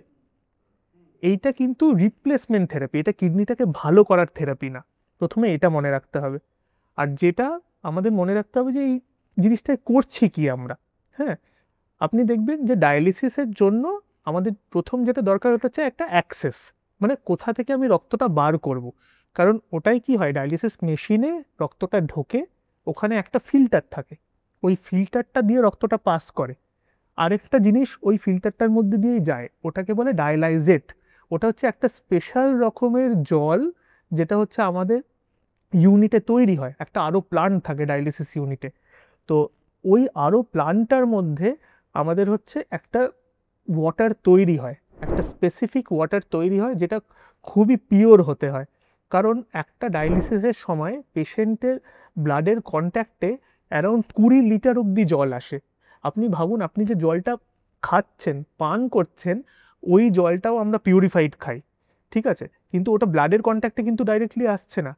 তাও আমরা অতটা পিওরিটি করি, ডাবল আরওওয়ালা অ্যাকোয়াগার্ড লাগাই বা আরও লাগাই বাড়িতে। তাহলে ভাবুন আমাদের ডায়ালিসিসের জলটা কতটা পিওর হতে হয়, যে 20 লিটার জল আপনার ব্লাডের সংস্পর্শে আসছে। তো ওইটা একটা ইম্পর্টেন্ট পার্ট। এই দুটো জিনিস হচ্ছে আপনার ডায়ালাইজারের মধ্যে দিয়ে যায়, ব্লাডটা ডায়ালাইজারের কন্ট্যাক্টে আসে। এবার যাদের ইউরিয়া ক্রিয়েটিনিন বেশি, তাদের ধরুন আমি একটা এক্সাম্পল দিচ্ছি, যে একজনের আমি ডায়ালিসিস করছি, ইউরিয়া 200, ক্রিয়েটিনিন 10, হ্যাঁ, তার ব্লাডের মধ্যে অত অত ইউরিয়া ক্রিয়েটিনিন আছে। এবার যে ডায়ালাইজারটা আমি তৈরি করেছি, ওর মধ্যে তো ইউরিয়া ক্রিয়েটিনিন নেই, তো ওটা কি হবে, ব্লাড থেকে ডায়ালাইজারের মধ্যে ট্রান্সফার হয়ে যাবে। ওটাকে আমরা মেডিকেল ভাষায় ডিফিউশন বলি, ঠিক আছে। আর আমাদের সাধারণ ভাষায় ছাঁকনির কাজ, ঠিক আছে, যে ওই ওই জলটার মধ্যে ওই জিনিসটা নেই, তো কনসেন্ট্রেশন গ্রেডিয়েন্ট অনুযায়ী এদিকে কনসেন্ট্রেশন বেশি, ওদিকে কনসেন্ট্রেশন কম, তো ডিফিউশন হয়ে যাবে। এইটাকেই হচ্ছে ডায়ালিসিসের মেন জিনিস, ডিফিউশন। ওই আর ওটা ওই ডায়ালাইজারের মধ্যেই হয়। আর দুটো মেন আমার কম্পোনেন্ট হচ্ছে, একটা হচ্ছে অ্যাক্সেস। অ্যাক্সেস দু রকমের হতে পারে, একটা হচ্ছে ফিস্চুলা, যেটা হাতে অপারেশনের মাধ্যমে তৈরি করা হয়, আরেকটা হচ্ছে ডায়ালিসিস ক্যাথেটার, যেটা গলায় করা হয় আর পায়ে করা হয়, ঠিক আছে। কোনটা বেশি ভালো, কোনটা করা উচিত মানুষের? সবসময় ফিস্চুলা, ঠিক আছে, কারণ ফিস্চুলার কমপ্লিকেশনের রেট অনেক কম। মানে হাতে যেটা হাতে করা হয়। এবার এটা ঠিক কি করা হয় সেটাও আমাকে অনেক পেশেন্ট জিজ্ঞেস করে, আর কখন করব। ফিস্চুলা করলেই কি পরের দিন থেকে ওটাকে ইউজ করা যাবে? না, ফিস্চুলা ইউজুয়ালি ডেভেলপ করতে 2 মাস মতো টাইম লাগে, 8 উইকস, ঠিক আছে। কারোর 6 সপ্তাহ ডেভেলপ করে যায়, কিন্তু 2 মাসটা ধরে রাখা ভালো। তার মানে দেখুন, এটা কোনো এমার্জেন্সি পারপাসে ইউজ করা যাবে না ফিস্চুলাটাকে।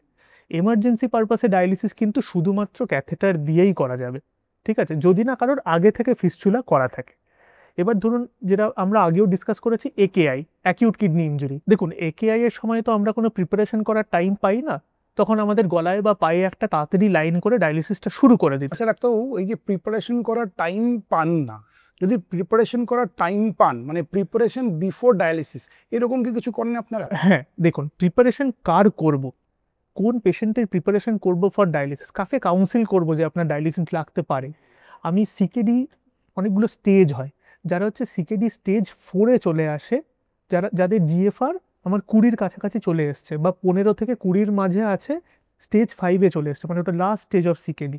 তখন হচ্ছে আমাকে আস্তে আস্তে পেশেন্টকে বোঝাতে শুরু করতে হয় যে আপনি কিন্তু ডায়ালিসিসের খুব কাছাকাছি আছেন, আর এখন থেকেই যদি আপনি প্রিপারেশনটা করেন তাহলে আপনার ইনিশিয়েশন অফ ডায়ালিসিস শুরুটা খুব স্মুথ হবে, না হলে একটা এমার্জেন্সি হয়ে ডায়ালিসিস শুরু হবে। হ্যাঁ, যেটা সবসময় শরীরের উপর একটা বড় ইভেন্ট আর কি, যেটা আমরা সবসময় অ্যাভয়েড করতে চাই। তাহলে প্রিপারেশন হিসেবে কি কি করবে? দুটো জিনিস, একটা হচ্ছে অ্যাক্সেস ক্রিয়েশন, আর একটা হচ্ছে ভ্যাকসিনেশন। অ্যাক্সেসটা কেন দরকার? কারণ ওটা দিয়েই আমার ডায়ালিসিস হবে। এবার অ্যাক্সেস আমি বললাম সবচেয়ে ভালো হচ্ছে ফিস্চুলা। এবার ফিস্চুলাটা আমার করে নেবে, করে ওটা 2 মাস লাগবে ডেভেলপ করতে। এবার আরও আমরা ইউজুয়ালি বলি 6 মাস আগে থেকে প্রিপারেশন শুরু করতে হয়। এটা আমরা কেন বলি? কারণ ফিস্চুলা ফেলিয়ারও হয়।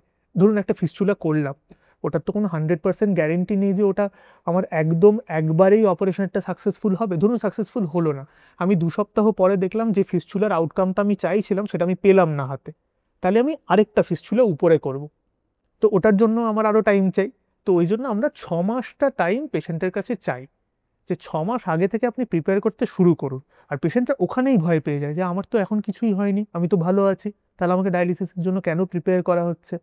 কিন্তু আমরা সবসময় যেটা মাথায় রাখতে বলি যে ওই এমার্জেন্সি সিচুয়েশনগুলো আসার আগে আপনি নিজে প্রিপেয়ার হয়ে যান। এমার্জেন্সি সিচুয়েশনগুলো কি? তাহলে তো আমাকে পেশেন্ট জিজ্ঞেস করবে না যে আপনি কোন সিচুয়েশনগুলো ভয় পাচ্ছেন। এক তো হচ্ছে রিফ্র্যাক্টরি হাইপারক্যালেমিয়া, পটাশিয়াম কমছেই না, হার্ট বন্ধ হয়ে যেতে পারে ওটা থেকে।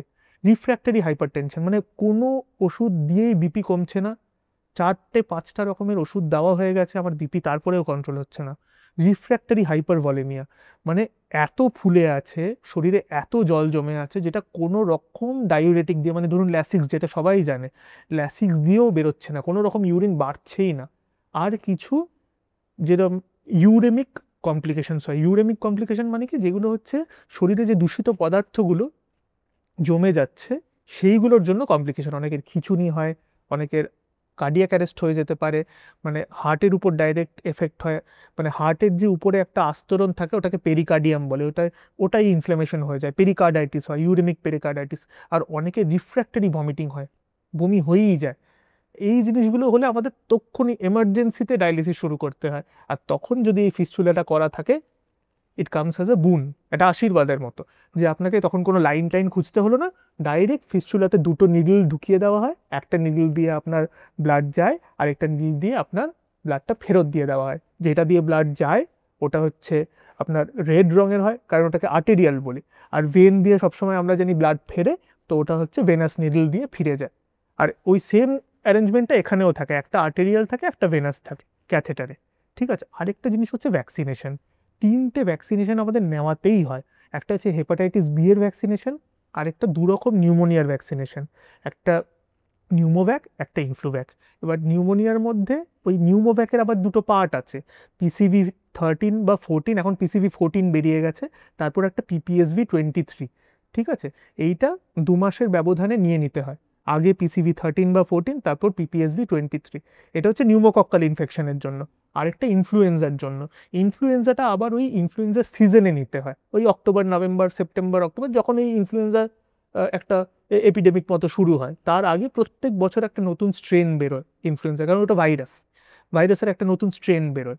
তো ওইটা তখন ওই টাইমে নিয়ে নিতে হয়, ওটা ইয়ারলি নিতে হয়, আর নিউমোকক্কালটা 5 ইয়ারলি নিতে হয়। এবার এত আগে থেকে আমি কেন ভ্যাকসিনেশন করাবো, এটাও আমাকে পেশেন্ট জিজ্ঞেস করে। আমি তো তখন যখন ডায়ালিসিস হচ্ছে তখন করিয়ে নেবো। এটা হচ্ছে আমাদের যেটা মনে রাখতে হয়, ভ্যাকসিনটা কেন দেওয়া হয়? ভ্যাকসিন থেকে অ্যান্টিবডি তৈরি হয়, যেটা আমাদের প্রোটেক্ট করে। এবার যত আমি ডায়ালিসিসের কাছে চলে যাব না, আমাদের বডির ওই ইমিউনিটির পাওয়ারটাই থাকে না যে সেরো কনভার্সন করবে, ওটাকে যে অ্যান্টিবডিতে কনভার্ট করবে, ওই টাইমটাই পাবে না। যদি ডায়ালিসিসের সময় করে ধরুন 20-30% কনভার্সন হবে, সেটা আগে থেকে আপনি যদি শুরু করেন 50-60% সেরো কনভার্সন হবে। আর আপনি যদি নিই তাহলে মোটামুটি 80-90% সেরো কনভার্সন হয়ে যায়। ঠিক আছে, ওই জন্য আর্লি ভ্যাকসিনেশন আর আর্লি অ্যাক্সেস ক্রিয়েশন। আর্লি মানে এরকম না যে আমি সিকেডি 2-3-তে আমার 2-3 ক্রিয়েটিনিন আছে, ফিস্টুলা তৈরি করে নিলাম, ওটারও কোনো জাস্টিফিকেশন নেই, কারণ প্রত্যেকটা প্রসিজারের একটা কমপ্লিকেশন আছে, জাস্টিফাই করতে হবে, বুঝতে হবে কখন ইন্টারভিন করতে হবে, সেই অনুযায়ী প্রিপেয়ার করলে আমাদের কমপ্লিকেশনগুলো কম হবে, একটা স্মুথ ডায়ালিসিস শুরু হয়ে গেল। সবই ঠিক আছে, কিন্তু যখনই আপনি পেশেন্টকে বলেন যে হ্যাঁ একটা আর্ট্রিওভেনাস ফিস্টুলা তৈরি করতে হবে, অথবা আপনি প্রিপেয়ার হন যে আপনার সামনে এরকম একটা ডায়ালিসিসের মতো জিনিস আসতে পারে, তার মানসিক অবস্থা তো খুব খারাপ হয়ে যায়। তো এটাকে কিভাবে আপনারা হ্যান্ডেল করেন? ডায়ালিসিস মানেই অনেকে ধরেই নেয় যে তার মানে লাইফ এক্সপেক্টেন্সি খুব বেশি না, একদম। আমি খুব তাড়াতাড়ি মারা যাব। তাকে হচ্ছে আমরা তখন মোটিভেট করার চেষ্টা করি যে ডায়ালিসিসের আউটকাম কিন্তু ভালো রাখা যায়, সেটার কয়েকটা প্যারামিটার্স আছে যে আমাকে দেখতে হবে যখন ডায়ালিসিস হচ্ছে আমরা ওগুলো মেনটেন করছি কিনা। ঠিক আছে, ডায়ালিসিসের কমপ্লিকেশনগুলো কখন হয় আর কমপ্লিকেশনগুলো কি কি সেগুলো আমাকে জানতে হবে, তাহলে কমপ্লিকেশন যত কম হবে স্মুথ ডায়ালিসিস হবে, পেশেন্ট আরামসে 5 থেকে 10 বছর ভালো থাকে। এরমও হয়েছে, আমরা এইমসে দেখেছি পেশেন্ট নিজে ড্রাইভ করে এসছে ডায়ালিসিস করাতে, আবার ডায়ালিসিসের পর ড্রাইভ করে বাড়ি চলে গেছে, যারা 10-12 বছর ধরে ডায়ালিসিস করছে। ঠিক আছে, তো এরম না যে আপনি স্বাভাবিক কাজকর্ম করতে পারবেন না, কিন্তু কিছু কিছু কমপ্লিকেশন এড়িয়ে চলতে হবে ডায়ালিসিসের সময়। সবচেয়ে বেশি যেটা কমপ্লিকেশন হয়, যেটা আমি বলছিলাম ওই জলের ব্যাপারটা, ওই জলটা সব জায়গায় না পরিষ্কার হয় না সব ডায়ালিসিস সেন্টারে। ঠিক আছে, ভালো ডায়ালিসিস সেন্টার, ভালো টেকনিশিয়ান কিন্তু খুব ইম্পর্টেন্ট একটা ভালো ডায়ালিসিস হওয়ার জন্য। তো ওই জিনিসটা, ওই জল থেকে যদি বারবার ইনফেকশন হয় তাহলে হচ্ছে ডায়ালিসিসের সময় কাঁপুনি, জ্বর, ইনফেকশন, হ্যাঁ ওইগুলো হতে থাকে। আর যেই জ্বর কাঁপুনি হবে আপনার ডাইরেক্টলি তো ব্লাডের মধ্যে ইনফেকশনটা হয়ে গেল, তখনই হচ্ছে খাওয়া দাওয়া কমে যাবে, শরীর আরও উইক হয়ে যাবে, তার উপরে আপনার সপ্তাহে 2বার বা 3বার করে ডায়ালিসিস চলছে, ওটা একটা ধকল। তো ওই থেকে নিউট্রিশনটা হচ্ছে সবচেয়ে ইম্পর্টেন্ট। আমরা যেরকম বললাম না প্রোটিন কম, প্রোটিন কম, প্রোটিন কম, ডায়ালিসিসে আমরা উল্টো বলি প্রোটিন বেশি, প্রোটিন বেশি, প্রোটিন বেশি, মাংস খান, মাছ খান, ডিম খান। হ্যাঁ, অনেক সময় এরমও হয় আমরা অ্যামাইনো অ্যাসিড ডায়ালিসিসের সময়ে দিই, এতটাই ওরা প্রোটিন মানে ডিপ্লিটেড হয়ে যায়, কারণ দেখবেন সব রোগা হয়ে যাচ্ছে, মাসেল মাস কমে যাচ্ছে, আমরা বলি সার্কোপিনিয়া হয়ে যাচ্ছে। সার্কোপিনিয়া হচ্ছে খুব খারাপ আউটকাম ডায়ালিসিসে, মানে যদি কারোর ওজন খুব কমে যায়, খুব ফ্রেল হয়ে যায়, তাদের কিন্তু ডায়ালিসিসের আউটকাম ভালো হয় না। Nutrition is one of the most important part and are very neglected part. খাওয়া দাওয়া ডায়ালিসিস পেশেন্টের, তারা ডায়ালিসিসের আগে যেটা মেনটেন করতো না, যে মাছ খাবো না, মাংস খাবো না, এগুলো খাবো না, ডায়ালিসিসের পরেও আশ্চর্যভাবে ওইটাই ফলো করতে থাকে, আর তাতে হয় আরও ফ্রেল হয়ে যায়। আরেকটা যেটা হয়, ডায়ালিসিস শুরু হওয়ার প্রথম 1 মাসে না একটু, যেহেতু বডিতে অত বড় একটা চেঞ্জ আসছে, প্রত্যেকবার এই 4 ঘন্টার একটা ফিল্ট্রেশনের মধ্যে দিয়ে বডিকে যেতে হচ্ছে, একটু একটু বমি বমি ভাব, একটু ক্লান্তি, এগুলো থাকে প্রথম 1 মাস। তারপর আস্তে আস্তে না ওটা বডি সয়ে যায়। তারপর থেকে যদি নিউট্রিশন ভালো থাকে, ডায়ালিসিস ভালো করে, তারপর কিন্তু পেশেন্টের উল্টে ওয়েট গেইন শুরু হয়। ঠিক আছে, কারণ শরীরের এই বর্জ্য পদার্থগুলো বেরিয়ে যাচ্ছে, ইউরেমিক এনভায়রনমেন্টটা থেকে পেশেন্ট বেরিয়ে আসছে, আর হচ্ছে তখন খিদেটাও আস্তে আস্তে বাড়তে থাকে। নাহলে কিছু অ্যাপিটাইট স্টিমিউলেন্ট আমরা দিই, কিন্তু আমরা অ্যাভয়েড করি ওগুলো যতটা আর কি ন্যাচারালি বাড়ানো যায় খিদেটা থ্রু ডায়ালিসিস। আচ্ছা, ডায়ালিসিস মানে সবাই ধরেই নেয় যে কোনো একটা ক্লিনিকে গিয়ে করতে হবে। এখন তো অনেক অ্যাডভান্স টেকনোলজি হয়ে গেছে, বাড়িতেও অনেক ক্ষেত্রে ডায়ালিসিস হয়, বা কেউ ধরে নিন কোথাও বেড়াতে যাবে, সেখানে কিভাবে ডায়ালিসিস পসিবল, তো এইটা একটুখানি বলুন। দেখুন, হোম হিমোডায়ালিসিস বলে একটা ব্যাপার অনেক দিন চলে এসছে, ঠিক আছে, কিন্তু ওটার মেইন যে পার্টটা না, ওটা হচ্ছে অ্যাফোর্ডেবিলিটি। হোম হিমোডায়ালিসিসের জন্য দুটো আপনার কম্পোনেন্ট লাগবে। একটা হচ্ছে ডায়ালিসিস মেশিনটা, যেটা উনি নয় কিনতে পারেন, নয় ভাড়া করতে পারেন। আরেকটা হচ্ছে যে আরও প্ল্যান্টটা, একটা পোর্টেবল আরও লাগবে বাড়ির জন্য। ঠিক আছে, এই দুটো মেইন জিনিস। আর একজন টেকনিশিয়ান, আপনি তো নিজে ডায়ালিসিস মেশিনটাকে নিজে রান করতে পারবেন না যখন আপনার নিজের ডায়ালিসিস চলছে। তো এই পুরো মেকানিজম আপনার বাড়িতে রাখতে হবে। ঠিক আছে, আর ওটা একটা অ্যাফোর্ডেবিলিটির ইস্যু হয়ে যায়। এবার একটা better type of home dialysis বলছি, যেটাকে পেরিটোনিয়াল ডায়ালিসিস বলে, যেটা বাড়িতেই হয়, কিন্তু এটা অন্য ধরনের ডায়ালিসিস। এই যে এত কিছু আলোচনা করলাম, অ্যাক্সেস, আপনার গলায় লাইন, পায়ে লাইন, ওখানে কিছুই লাগে না। ঠিক আছে, ওখানে কি হয়, পেটের মধ্যে একটা ক্যাথেটার করে দেওয়া হয়। ঠিক আছে, এবার পেটের মধ্যে না আমাদের একটা জায়গা আছে, যে জায়গাটাকে আমরা বলি পেরিটোনিয়াল স্পেস, যেটা পেরিটোনিয়াম নামে একটা পর্দা দিয়ে ঢাকা। ঠিক আছে, আর পেরিটোনিয়ামটা হচ্ছে আমাদের ওই ফিল্টারের কাজটা করে, একটা ন্যাচারাল ফিল্টার ভগবান আমাদের দিয়ে রেখেছে পেটের মধ্যে। তো আমরা কি করি, বাইরে থেকে একটা গ্লুকোজওয়ালা জল পেটের ভেতরে ঢুকিয়ে দিই। ঠিক আছে, ওটা ধরুন 2.5% ডেক্সট্রোজ থাকে ওটার মধ্যে। এবার কি হয়, ওই যে জলটা আমি ভেতরে দিলাম ওটার মধ্যে তো ইউরিয়া ক্রিয়েটিনিন নেই, যেরকম আমার ওই ডায়ালাইজের ফ্লুইডটার মধ্যে ছিল না। তখন কি হয়, আমি ওই ফ্লুইডটা পেটের মধ্যে 4 ঘন্টা রেখে দিলে কি হয়, ওই ইউরিয়া ক্রিয়েটিনিনটা ওই জলটার মধ্যে চলে আসে, তারপর ওই জলটা একটা ড্রেন ব্যাগের মধ্যে আমরা বার করে নিই। এইভাবে হচ্ছে দিনে 3টে থেকে 4টে এক্সচেঞ্জ করতে হয়। আমরা যেরকম ডায়ালিসিসের সেশন বলি, আমরা পেরিটোনিয়াল ডায়ালিসিসের সেশন এক্সচেঞ্জ সেশনস বলি। প্রত্যেকটা এক্সচেঞ্জ হয়, কারণ ওখানে আমি এক্সচেঞ্জ করছি, করে বার করে দিচ্ছি। এইটা আপনি বাড়িতেই করতে পারেন। আর যদি আপনি ফ্লুইড ক্যারি করতে পারেন বাইরেও, তাহলে এটা নিয়েই আপনি চলে যান বাইরে, ঠিক আছে? তো ওইটা নিয়ে আপনি পেরিটোনিয়াল ডায়ালিসিস বাইরে করুন। আর আরেকটা জিনিস হচ্ছে, যখন এই এক্সচেঞ্জটা হবে তখন আপনি কোনো কিছুর সাথে কানেক্টেড না। ধরুন কেউ স্কুলে পড়ায়, অফিসে কাজ করে, একটা 6 ঘন্টার এক্সচেঞ্জ করবে সে। ইউজুয়ালি এক্সচেঞ্জগুলো 4 থেকে 6 ঘন্টার হয়, ইউজুয়ালি 6 ঘন্টা অবধি এক্সটেন্ডেড হয় না, 4 ঘন্টার হয়। আর একটা নাইট ডুয়েল হয়, মানে ধরুন 8 থেকে 10 ঘন্টা যখন রাতে ঘুমাচ্ছে, তখন পেটের মধ্যে জলটা নিয়ে শুয়ে পড়লো, সকালে উঠে ওটাকে বার করে দিল, ঠিক আছে?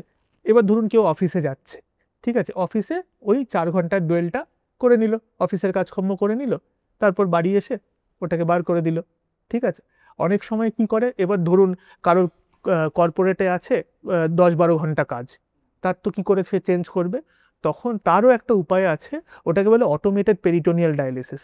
ওরা হচ্ছে ডে ড্রাই থাকে, ডেতে কোনো এক্সচেঞ্জ হয় না, শুধু রাতেই 4-5টা এক্সচেঞ্জ হয়। আর ওটা না একটা মেশিন আছে, অটোমেটেড পেরিটোনিয়াল ডায়ালিসিসের একটা মেশিন হয়, ওইখানে নিজে থেকেই হচ্ছে 4টে থেকে 5টা এক্সচেঞ্জ রাতে হয়, আর ওটা মেশিন নিজেই রেগুলেট করে, ঠিক আছে? এটাও একটা উপায় হয়ে গেল, যে রাতে ঘুমালো, সাথে এক্সচেঞ্জও হয়ে গেল, আর সকালেও নিজের কাজ করলো। তো এই যে আপনি পেরিটোনিয়াল ডায়ালিসিস বললেন আর হিমোডায়ালিসিস বললেন, এবার পেশেন্ট কি চুজ করতে পারে? বলেন না আমার একটা ওই হিমোডায়ালিসিস করবো না, আমি পেরিটোনিয়াল ডায়ালিসিস একদম, করবো। ওই যে প্রিপারেশনের টাইম বলছি, কেউ যদি ধরুন বলেন আমি এই ফিস্চুলা করাবোই না, আমি ওই সব অপারেশনের মধ্যে নেই, ওই হাতের মধ্যে দেখতে বাজে লাগবে, আমি করব না, ঠিক আছে, তখন আমরা এই অপশনটা দিই তাদের, যদি অ্যাফোর্ডেবিলিটির ইস্যু না থাকে। আর কেয়ার গিভার একজন থাকলে খুব ভালো হয় পেরিটোনিয়াল ডায়ালিসিস। এই যে এক্সচেঞ্জগুলো হচ্ছে না, বাড়িতে একজন কেয়ার গিভার থাকলে ওটা খুব দরকার হয়। একটা আলাদা নিজের রুম, যেখানে হচ্ছে পুরো পরিষ্কারভাবে এই এক্সচেঞ্জগুলো হচ্ছে। আপনি বুঝতে পারছেন, আপনার একটা ক্যাথেটার করা আছে যেটা আপনার পেটের ভেতরে পেরিটোনিয়ামের সাথে যুক্ত আছে, তো বাইরে থেকে ইনফেকশন ভেতরে ঢোকার খুব চান্স আছে, যেটাকে পেরিটোনাইটিস বলি আমরা। হ্যাঁ, আমরা সবসময় যখন এই এক্সচেঞ্জটা হয় তারপরে জলের কালারটা দেখতে বলি, যে জলের কালারটা ঘোলাটে হয়ে যাচ্ছে কিনা দেখবেন। আর সবচেয়ে ইজি ওয়ে আইডেন্টিফাই করার হচ্ছে যে আপনি ওই জলটার নিচে না একটা নিউজ পেপার রাখবেন, নিউজ পেপারটা উপর থেকে নিচে পড়তে পারছেন কিনা, যদি পড়তে পারেন তার মানে ওটা ঘোলাটে না, ঠিক আছে? এইভাবে বুঝে যায় যে পেরিটোনিয়ামের ভেতরে ইনফেকশন হচ্ছে কিনা। আর দুটো জিনিস অ্যাভয়েড করতে হয়, কনস্টিপেশন হলে বেশি ইনফেকশন হয়, আরেকটা হচ্ছে পেটে কোনো ব্যথা হচ্ছে কিনা, পেরিটোনাইটিসে ইউজুয়ালি ব্যথা হয়, ঠিক আছে, এইভাবে। আর আরেকটা হচ্ছে ওই আপনি যেরকম বললেন, যে তখন যদি আমাকে ও বলে যে আমি পেরিটোনিয়াল ডায়ালিসিসের দিকে যেতে চাই, আমরা সবসময় পেরিটোনিয়াল ডায়ালিসিস পুশ করি, কারণ ওটা হচ্ছে একটা মানে রোজ করার ডায়ালিসিস, মানে একটা কন্টিনিউয়াস প্রসেস, যেটা আমাদের অনেক ফিজিওলজিক্যাল, কারণ আমাদের কিডনিটা রোজ কাজ করছে। এই যে আমরা কথা বলছি এখন তো কিডনি নিজের কাজটা করছে, that is a continuous process. আর পেরিটোনিয়াল ডায়ালিসিসে যেটা হয়, আপনার খাওয়া দাওয়া আর জল খাওয়াটা আমরা অনেকটা লিবারেল করে দিই, কারণ রোজ ডায়ালিসিস হচ্ছে না, রোজ এক্সট্রা জল বেরিয়ে যাচ্ছে, তো একটু যদি একদিন বেশি জল খেয়ে নেয় তাহলে হচ্ছে বেশি অসুবিধা হয় না। আর আরেকটা জিনিস যেটা পেরিটোনিয়াল ডায়ালিসিসের ক্ষেত্রে একটু আমাদের লাগে, ওটা হচ্ছে একটা রেসিডুয়াল ইউরিন আউটপুট। পেশেন্টের যদি সিকেডি আছে কিন্তু ধরুন 500-600 ml ইউরিন হয় রোজ, তাহলে তার আউটকামটা অনেক ভালো থাকে, ঠিক আছে? এটা একটা ছোট্ট একটা পার্ট পেরিটোনিয়াল ডায়ালিসিস। এবার আসি ডাক্তারবাবু, একদম যেটা দিয়ে আমরা শুরু করেছিলাম, কিডনি ট্রান্সপ্লান্ট। ট্রান্সপ্লান্ট তো সবসময় is a better option than dialysis. এটা সমস্ত স্টাডিজে দেখা গেছে, ট্রান্সপ্লান্টের যতই কমপ্লিকেশন থাকুক, ট্রান্সপ্লান্টে যতই ওষুধ খেতে হোক, ট্রান্সপ্লান্টের পর যতই ইনফেকশনের চান্স বাড়ুক, কিন্তু দেখা গেছে আমাদের ডে টু ডে লাইফে আমাদের ট্রান্সপ্লান্টের আউটকাম অনেক বেটার রাদার দেন ডায়ালিসিস। এবার ট্রান্সপ্লান্টের মেন লুপহোলটা কোথায়, কোথায় আমরা আটকে আছি? আমরা যত ডায়ালিসিস করছি অত ট্রান্সপ্লান্ট কেন করতে পারছি না, এত ভালো অপশন হওয়া সত্ত্বেও? ওটা হচ্ছে অ্যাভেলেবিলিটি অফ ডোনার, ঠিক আছে? এই যে এত শুনছেন জেনো ট্রান্সপ্লান্টেশন, হ্যাঁ, পিগের কিডনি লাগিয়ে দিচ্ছে মানুষের, কেন? ওরা হচ্ছে আমাদের এক্সপ্যান্ড করছে আমাদের, মানে শুয়োরের কিডনি মানুষকে লাগিয়ে দেওয়া? একদম একদম আচ্ছা। হয়ে গেছে তো, আমাদের ম্যাসাচুসেটসেই হয়েছে, ইউএসএতে হয়েছে, সাকসেসফুলি হয়েছে, আর তারপর পেশেন্টটা বেঁচেও ছিল, পরে মারা গেছে ইনফেকশনের জন্য, কিডনি ফেল হয়ে না, ঠিক আছে, এটা আগের বছরই অ্যারাউন্ড এই ধরুন মিডল অফ মে জুন এই টাইমেই হয়েছে। তারপর যদি আমি শুয়োরের মাংস খাই আমার হজম হবে তো? শুয়োরের দাম বেড়ে গেছে, নিজের মাংস খাচ্ছি মনে হবে না? যাই হোক, জোকস আবার, হ্যাঁ স্যার বলুন। ঠিক আছে, তো ওইটা তো একটা পার্ট আছেই। আমাদের ওই জন্য ডোনার এক্সপ্যান্ড করা হচ্ছে, যে বাড়ির লোকও দিতে পারে, লিভিং রিলেটেড ডোনারও দিতে পারে, ডিজিজ ডোনার যারা ডোনেট করে দিয়ে যাচ্ছে অ্যাক্সিডেন্টের পর বা তারা মারা যাওয়ার পর ওইগুলো আমাদের পেশেন্টদের দেওয়া হচ্ছে, ক্রনিক কিডনি ডিজিজ পেশেন্টদের। আরেকটা হচ্ছে জেনো ট্রান্সপ্লান্টেশন, যে অন্য স্পিসিসের কিডনি আমাদের নেওয়া হচ্ছে, কিন্তু সেটাও এখনও অবধি আমাদের এখানে প্রযোজ্য না। অনেকগুলো ব্যারিয়ার আছে, লিগাল ব্যারিয়ার আছে, এথিক্যাল ব্যারিয়ার আছে, হ্যাঁ, অনেকগুলো ওর মধ্যে কমপ্লিকেশন আছে। তো আমাদের এইটুকু দেখতে হবে আমাদের কাছে এখন হাতে কী কী অ্যাভেলেবেল আছে সামনের 5 বছর। ঠিক আছে, আমাদের কাছে লিভিং রিলেটেড ডোনার আছে, আমাদের কাছে ডিজিজ ডোনার আছে। ঠিক আছে, আর আরেকটা জিনিস হচ্ছে ডায়ালিসিসের প্রিপারেশন আছে, ট্রান্সপ্লান্টেরও একটা বড় প্রিপারেশন আছে, যে আপনার অত বড় একটা সার্জারি হবে, শরীরটা নিতে পারবে কি না সেটাও তো দেখতে হবে। আপনাকে হিমোগ্লোবিনটা 10-এর উপর তুলতে হবে, পেশেন্টকে অত বড় একটা সার্জারির জন্য রেডি করতে হবে, তার হার্টটা কেরম আছে দেখতে হবে। হ্যাঁ, আরেকটা জিনিস ডোনারের স্ক্রিনিংটা, যে কিডনিটা লাগাচ্ছেন সেটার কতটা ফাংশন, সেটা ওকে কতদিন সাপোর্ট দিতে পারবে। যেরকম ধরুন একটা 70 বছরের ডোনার আপনি নিয়ে চলে এলেন, ঠিক আছে, তাহলে তো তার নিজেরই ফাংশন কম। হ্যাঁ, ওটাকে আমরা এক্সটেন্ডেড ক্রাইটেরিয়া ডোনার বলি, কিন্তু ওই ডোনারগুলোর না আউটকাম অত ভালো হয় না। কিছু কিছু ক্ষেত্রে কম্প্রোমাইজ করে ওই সব ডোনার নেওয়া হয়। কিছু কিছু হসপিটাল তো নিজেদের পার্সোনাল প্রোটোকল রাখে, যেরকম এইমসের প্রোটোকল হয়। কিছু কিছু হসপিটালের ইনহাউস প্রোটোকলস থাকে, যে আমরা 60-র উপর নেব না। আর কারা কারা ডোনেট করতে পারেন, হ্যাঁ, যেরকম হচ্ছে হাইপার টেনশন থাকলে ডোনেট করা যাবে না, ডায়াবেটিস থাকলে ডোনেট করা যাবে না, কারণ ওগুলোই তো রিস্ক ফ্যাক্টর কিডনি খারাপ হওয়ার। তার যদি নিজেরই রিস্ক ফ্যাক্টর থাকে, সে ডোনেট কী করে করবে? ওই জন্য অনেক বাড়ির লোক দিতে চাইলেও দিতে পারে না, কারণ তাদের নিজের রিস্ক ফ্যাক্টর আছে। আগে যেটা হতো যে অন্য ব্লাড গ্রুপের লোকেরাও দিতে পারতো না, কিন্তু ওই ব্যারিয়ারটা আমরা ছাপিয়ে এসেছি এখন, যে অন্য ব্লাড গ্রুপ, ধরুন আমার যেরকম বি পজিটিভ, আমি হচ্ছে বি পজিটিভ থেকে তো ইজিলি নিতে পারবো। এবার কেউ ধরুন একজন দিতে চাইছে, সে এ পজিটিভ, তাহলে তো আইডিয়ালি তার ব্লাড গ্রুপ ম্যাচ করাটা খুব দরকার। ব্লাড গ্রুপ ম্যাচ করাটা দরকার। আমার রিয়ার ব্লাড গ্রুপ এ নেগেটিভ, বলে পজিটিভ নেগেটিভটা কিন্তু অত ইম্পর্টেন্ট না, কারণ হচ্ছে রিসাস যেটা, মানে আমাদের তো ওটা ব্লাড গ্রুপের দুটো পার্ট আছে, একটা মেজর ব্লাড গ্রুপ, একটা মাইনর ব্লাড গ্রুপ। মেজরটা হচ্ছে ইম্পর্টেন্ট, কারণ ওই যে আরএইচ ফ্যাক্টরটা হচ্ছে আমাদের কিডনিতে থাকে না। ঠিক আছে, ওই জন্য এ পজিটিভ এ নেগেটিভকে দিতে পারে। আচ্ছা, ঠিক আছে, কিন্তু ওই মানে এ কিন্তু আবার বি কে দিতে পারে না। কিন্তু এখন ওই ব্যারিয়ারটাও আমরা ছাপিয়ে এসেছি, প্লাজমাফেরেসিস করে অনেক রকম ইমিউনোসাপ্রেশন দিয়ে আমরা ওই যে অ্যান্টিবডিগুলো, কারণ আপনি যেরকম এ নেগেটিভ, তো আপনার বডিতে অ্যান্টি অ্যান্টিবডি আছে। ঠিক আছে, ওইগুলোকে আমরা সরিয়ে দিই ডায়ালিসিস করি, তারপর আমি আপনাকে দিয়ে দিতে পারবো। ঠিক আছে, কিন্তু তাতেও যেহেতু আমরা বেশি ইমিউনোসাপ্রেশন দিচ্ছি, বেশি ওষুধ দিচ্ছি, সেই ওষুধের একটা সাইড এফেক্ট আছে, তো ওদের বেশি ইনফেকশন হয়, কিন্তু ওদের আউটকামটা দেখা গেছে মোটামুটি প্রায় সেম। এবার ধরুন যে ওই কিডনিটা পেলো, সে তো ভালো পেয়ে গেল, যে ডোনার তার তো একটা কিডনি হয়ে গেল, তো সে কি করবে? দেখুন, এ হয়ে গেল যে একটা সিঙ্গল ফাংশনিং কিডনি, আমরা যেটা বলি এসএফকে। ঠিক আছে, সিঙ্গল ফাংশনিং কিডনি হয়ে গেলে তাকে কি কি খেয়াল রাখতে হবে? এক তো হচ্ছে তার একটা এক্সটেন্সিভ ইভ্যালুয়েশন আগেই হয়, যে সে দিতে পারবে কিনা, দিলে তার কোনো অসুবিধা হবে কিনা। মানে যা রেসিপিয়েন্টের যা ইনভেস্টিগেশন হয় না, ডোনারের তার বেশি হয়, কারণ আমি একটা নর্মাল লোকের একটা কিডনি নিচ্ছি, তাকে আমি পেশেন্ট বানিয়ে দিতে পারি না। ঠিক আছে, সে যদি পেশেন্ট হয়ে যায়, তাহলে হচ্ছে আমার দুটো পেশেন্ট হয়ে গেল। ঠিক আছে, অলরেডি একটা পেশেন্ট ছিল, আমি তার বাড়িতে আরেকটা পেশেন্ট বানিয়ে দিলাম। ঠিক আছে, তো এইটা তো কখনোই করা যাবে না। তো প্রথমে হচ্ছে একটা স্ক্রিনিং আগে হয়, তারপর হচ্ছে পরেও স্ক্রিনিং হতে থাকে, যে সে হাইপারটেনশন ডেভেলপ করলো কিনা, ডায়াবেটিস ডেভেলপ করলো কিনা, তাকে 6 মাসে দেখাতে বলা হয়। অপারেশনের পরে অপারেশন রিলেটেড কোনো কমপ্লিকেশন তার হলো কিনা, সেও কিন্তু একটা স্ক্রিনিং, প্রপার স্ক্রিনিংয়ের মধ্যে থাকে 6 মান্থলি। সেই ইউরোলজিস্টকে দেখায়, কারণ তার মেন একটা অপারেশন হয়েছে, বড় একটা নেফ্রেক্টমি হয়েছে, কিডনিটা বাদ গেছে। আর তারপর নেফ্রোলজিস্টের কাছেও দেখাতে থাকে, যে সে আবার প্রথমেই যেটা বলেছিলাম, যে একটা নর্মাল মানুষের স্ক্রিনিং হয় বছরে একবার, তার শুধু যেহেতু তার একটা দুটো কিডনি নিয়ে জন্মেছিল, এখন একটা কিডনি হয়ে গেছে, তার স্ক্রিনিংয়ের ফ্রিকোয়েন্সিটা বাড়িয়ে দেওয়া হয়। এরম না যে সে তারপর একটা রুগী হয়ে গেল, শুধু তার একটা ফ্রিকোয়েন্সি অফ স্ক্রিনিংটা, কারণ সে অ্যাট রিস্ক হয়ে গেল। ঠিক আছে, অ্যাট রিস্ক হয়ে গেল, স্ক্রিনিংটা বেড়ে গেল। আর তার যদি সুগার প্রেশার পরে ডেভেলপ করে, যেহেতু একটা কিডনি, তার সিকেডি ডেভেলপ করার চান্স বেশি। ঠিক আছে, কিন্তু এইটা লং টার্ম আউটকামে দেখা গেছে যে ডোনেট করার পরে কোনো অসুবিধা হয় না, নাহলে ডোনেশনটা উঠেই যেত। এবার একটু আপনার ব্যাপারে জানি।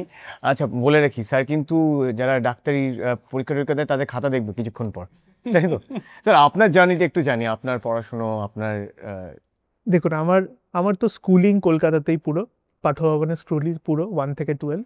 তারপর আমি এমবিবিএস পাই 2010-এ। হ্যাঁ, 2010-এ এমবিবিএস পাই। আমার এমবিবিএস হচ্ছে বর্ধমানে, ওখানে 5.5 বছর ছিলাম। তারপরে 1 বছর ইন্টার্নশিপ করার পর তারপর 6 মাস পরেই আমি এমডি পেয়ে যাই মেডিকেল কলেজ কলকাতাতে, যেটা কলেজ স্ট্রিটে সবচেয়ে পুরনো মেডিকেল কলেজ এশিয়ার। ওখানে আমি তারপর 3 বছর ছিলাম। 3 বছর আপনার 2017 থেকে 2020। তারপর 1 বছর ওখানে আমি কোভিডে স্যার ছিলাম, কারণ মেডিকেল কলেজটাই মেন হাব ছিল কোভিডে।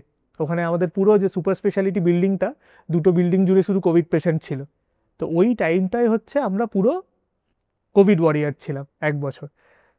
জুলাই আপনার 2020 থেকে জুলাই 2021 অবধি ওই ডিউটি করেছি। আর তার মাঝে যেটুকু টাইম পেতাম পড়াশোনা করতাম এই নেফ্রো পাওয়ার জন্য। ঠিক আছে, আমার খুব ইচ্ছে ছিল একটা সেন্ট্রাল ইনস্টিটিউট থেকে একটা ডিগ্রি করার। তো তারপর আমি এইমসে পেয়ে যাই 2021-এর জুলাইতে। তারপর এইমস চলে যাই, 3 বছর আমি এইমসে ছিলাম। তারপর এই 2024-এর আবার জুলাইতে ফিরে এলাম। ফিরে এসে অগাস্ট থেকে আমাদের একটা বন্ড থাকে মেডিকেল কলেজে, এমডি করার পর একটা বন্ড থাকে 3 বছরের, যেটা সার্ভ করতে হয়। আর ওই টাইমে আমরা শুধু সরকারি জায়গাতেই কাজ করতে পারি আর নিজের ছোটোখাটো প্র্যাকটিস বাইরে করতে পারি। তো আপাতত আমি মেডিকেল কলেজের সাথেই যুক্ত। আমাকে রোজ মেডিকেল কলেজেই পাবেন, বুধবার করে আমাদের নেফ্রোলজি ওপিডি থাকে, ওখানে আমি আর আমার একজন সিনিয়র বসি, তো ওখানে পেয়ে যাবেন। আর বাকি আমার নিজের ছোটোখাটো কিছু টেবিল প্র্যাকটিস করা যায়, তো ওইগুলোই করি। ঠিক আছে, আর এইভাবেই চলছে। আর কি বুঝতে পারছেন মেডিকেল স্টুডেন্টদের ভবিষ্যৎ, মানে যে আপনি যেহেতু খাতা দেখেন, হাতের লেখা পড়তে পারেন? দেখুন, ওই জন্যই খাতাগুলো দেখতে এতটা টাইম লাগে। আজকে বিকেলের প্র্যাকটিস বন্ধ করে দিয়েছি খাতা দেখবো বলে। ঠিক আছে, তো দেখুন সবার আবার খারাপ হয় না। হ্যাঁ, আমার কিন্তু নিজের হাতের লেখা খুব ভালো, আপনি পরে যাচাই করে নিতে পারেন। হ্যাঁ, কিন্তু ওটাই আবার প্রবলেমও হয়, অনেকে ডাক্তার ভাবে না আমাদের, সন্দেহ করে। এক তো হচ্ছে দেখুন, ইয়াং নেফ্রোলজিস্ট হওয়ার অনেক ড্রব্যাকস আছে। হ্যাঁ, আমাকে তো এখনো লোকে হাউস স্টাফ ভাবে। আচ্ছা, যে মানে আপনি এখনো নতুন কিডনি, এখনো খুব বেশি হলে একেআই হওয়ার চান্সই বেশি। হ্যাঁ, তো ওই জন্য কি, মানে দেখুন এখন যেটা হয়ে গেছে, আগেকার দিনে যেটা ছিল যে এমবিবিএস করবো, হাউস স্টাফশিপ করবো, আস্তে ধীরে এমডি করবো, তারপর দরকার হলে ডিএম করবো না, ওটা সেরকম কোনো মানে আগে বাধ্যবাধকতা ছিল না। কিন্তু এখন যা হয়ে গেছে, এখন মেডিসিন করলেই ডিএম করতে হবে, কারণ সবাই সুপার স্পেশালাইজেশন করতে চায় আর সবাই স্পেশালিস্টই চায়। যেমন আমার বাড়িতেও কিছু হলে, আপনার বাড়িতেও কিছু হলে, লিভারের কিছু হলে আপনি গ্যাস্ট্রোর কাছে যাবেন। ঠিক আছে, যেরকম কিডনির কিছু হলে আপনি নেফ্রোর কাছে যান। এখন জেনারেল ফিজিশিয়ান শুধুমাত্র এখন এমার্জেন্সি পারপাসে, আমাদের তো আর রোজ পাওয়া যায় না, আমরা রোজ সব জায়গায় যেতেও পারি না। প্রাথমিক চিকিৎসাটাও কিন্তু অতটাই ইম্পর্টেন্ট যত যে চিকিৎসাটা আমরা করছি সেটাও। জেনারেল ফিজিশিয়ান হচ্ছে ব্যাকবোন, তারা ঠিকঠাক রেফারেলগুলো করলেই আমাদের কাছে ঠিকঠাক পেশেন্টগুলো এসে পৌঁছাতে পারে।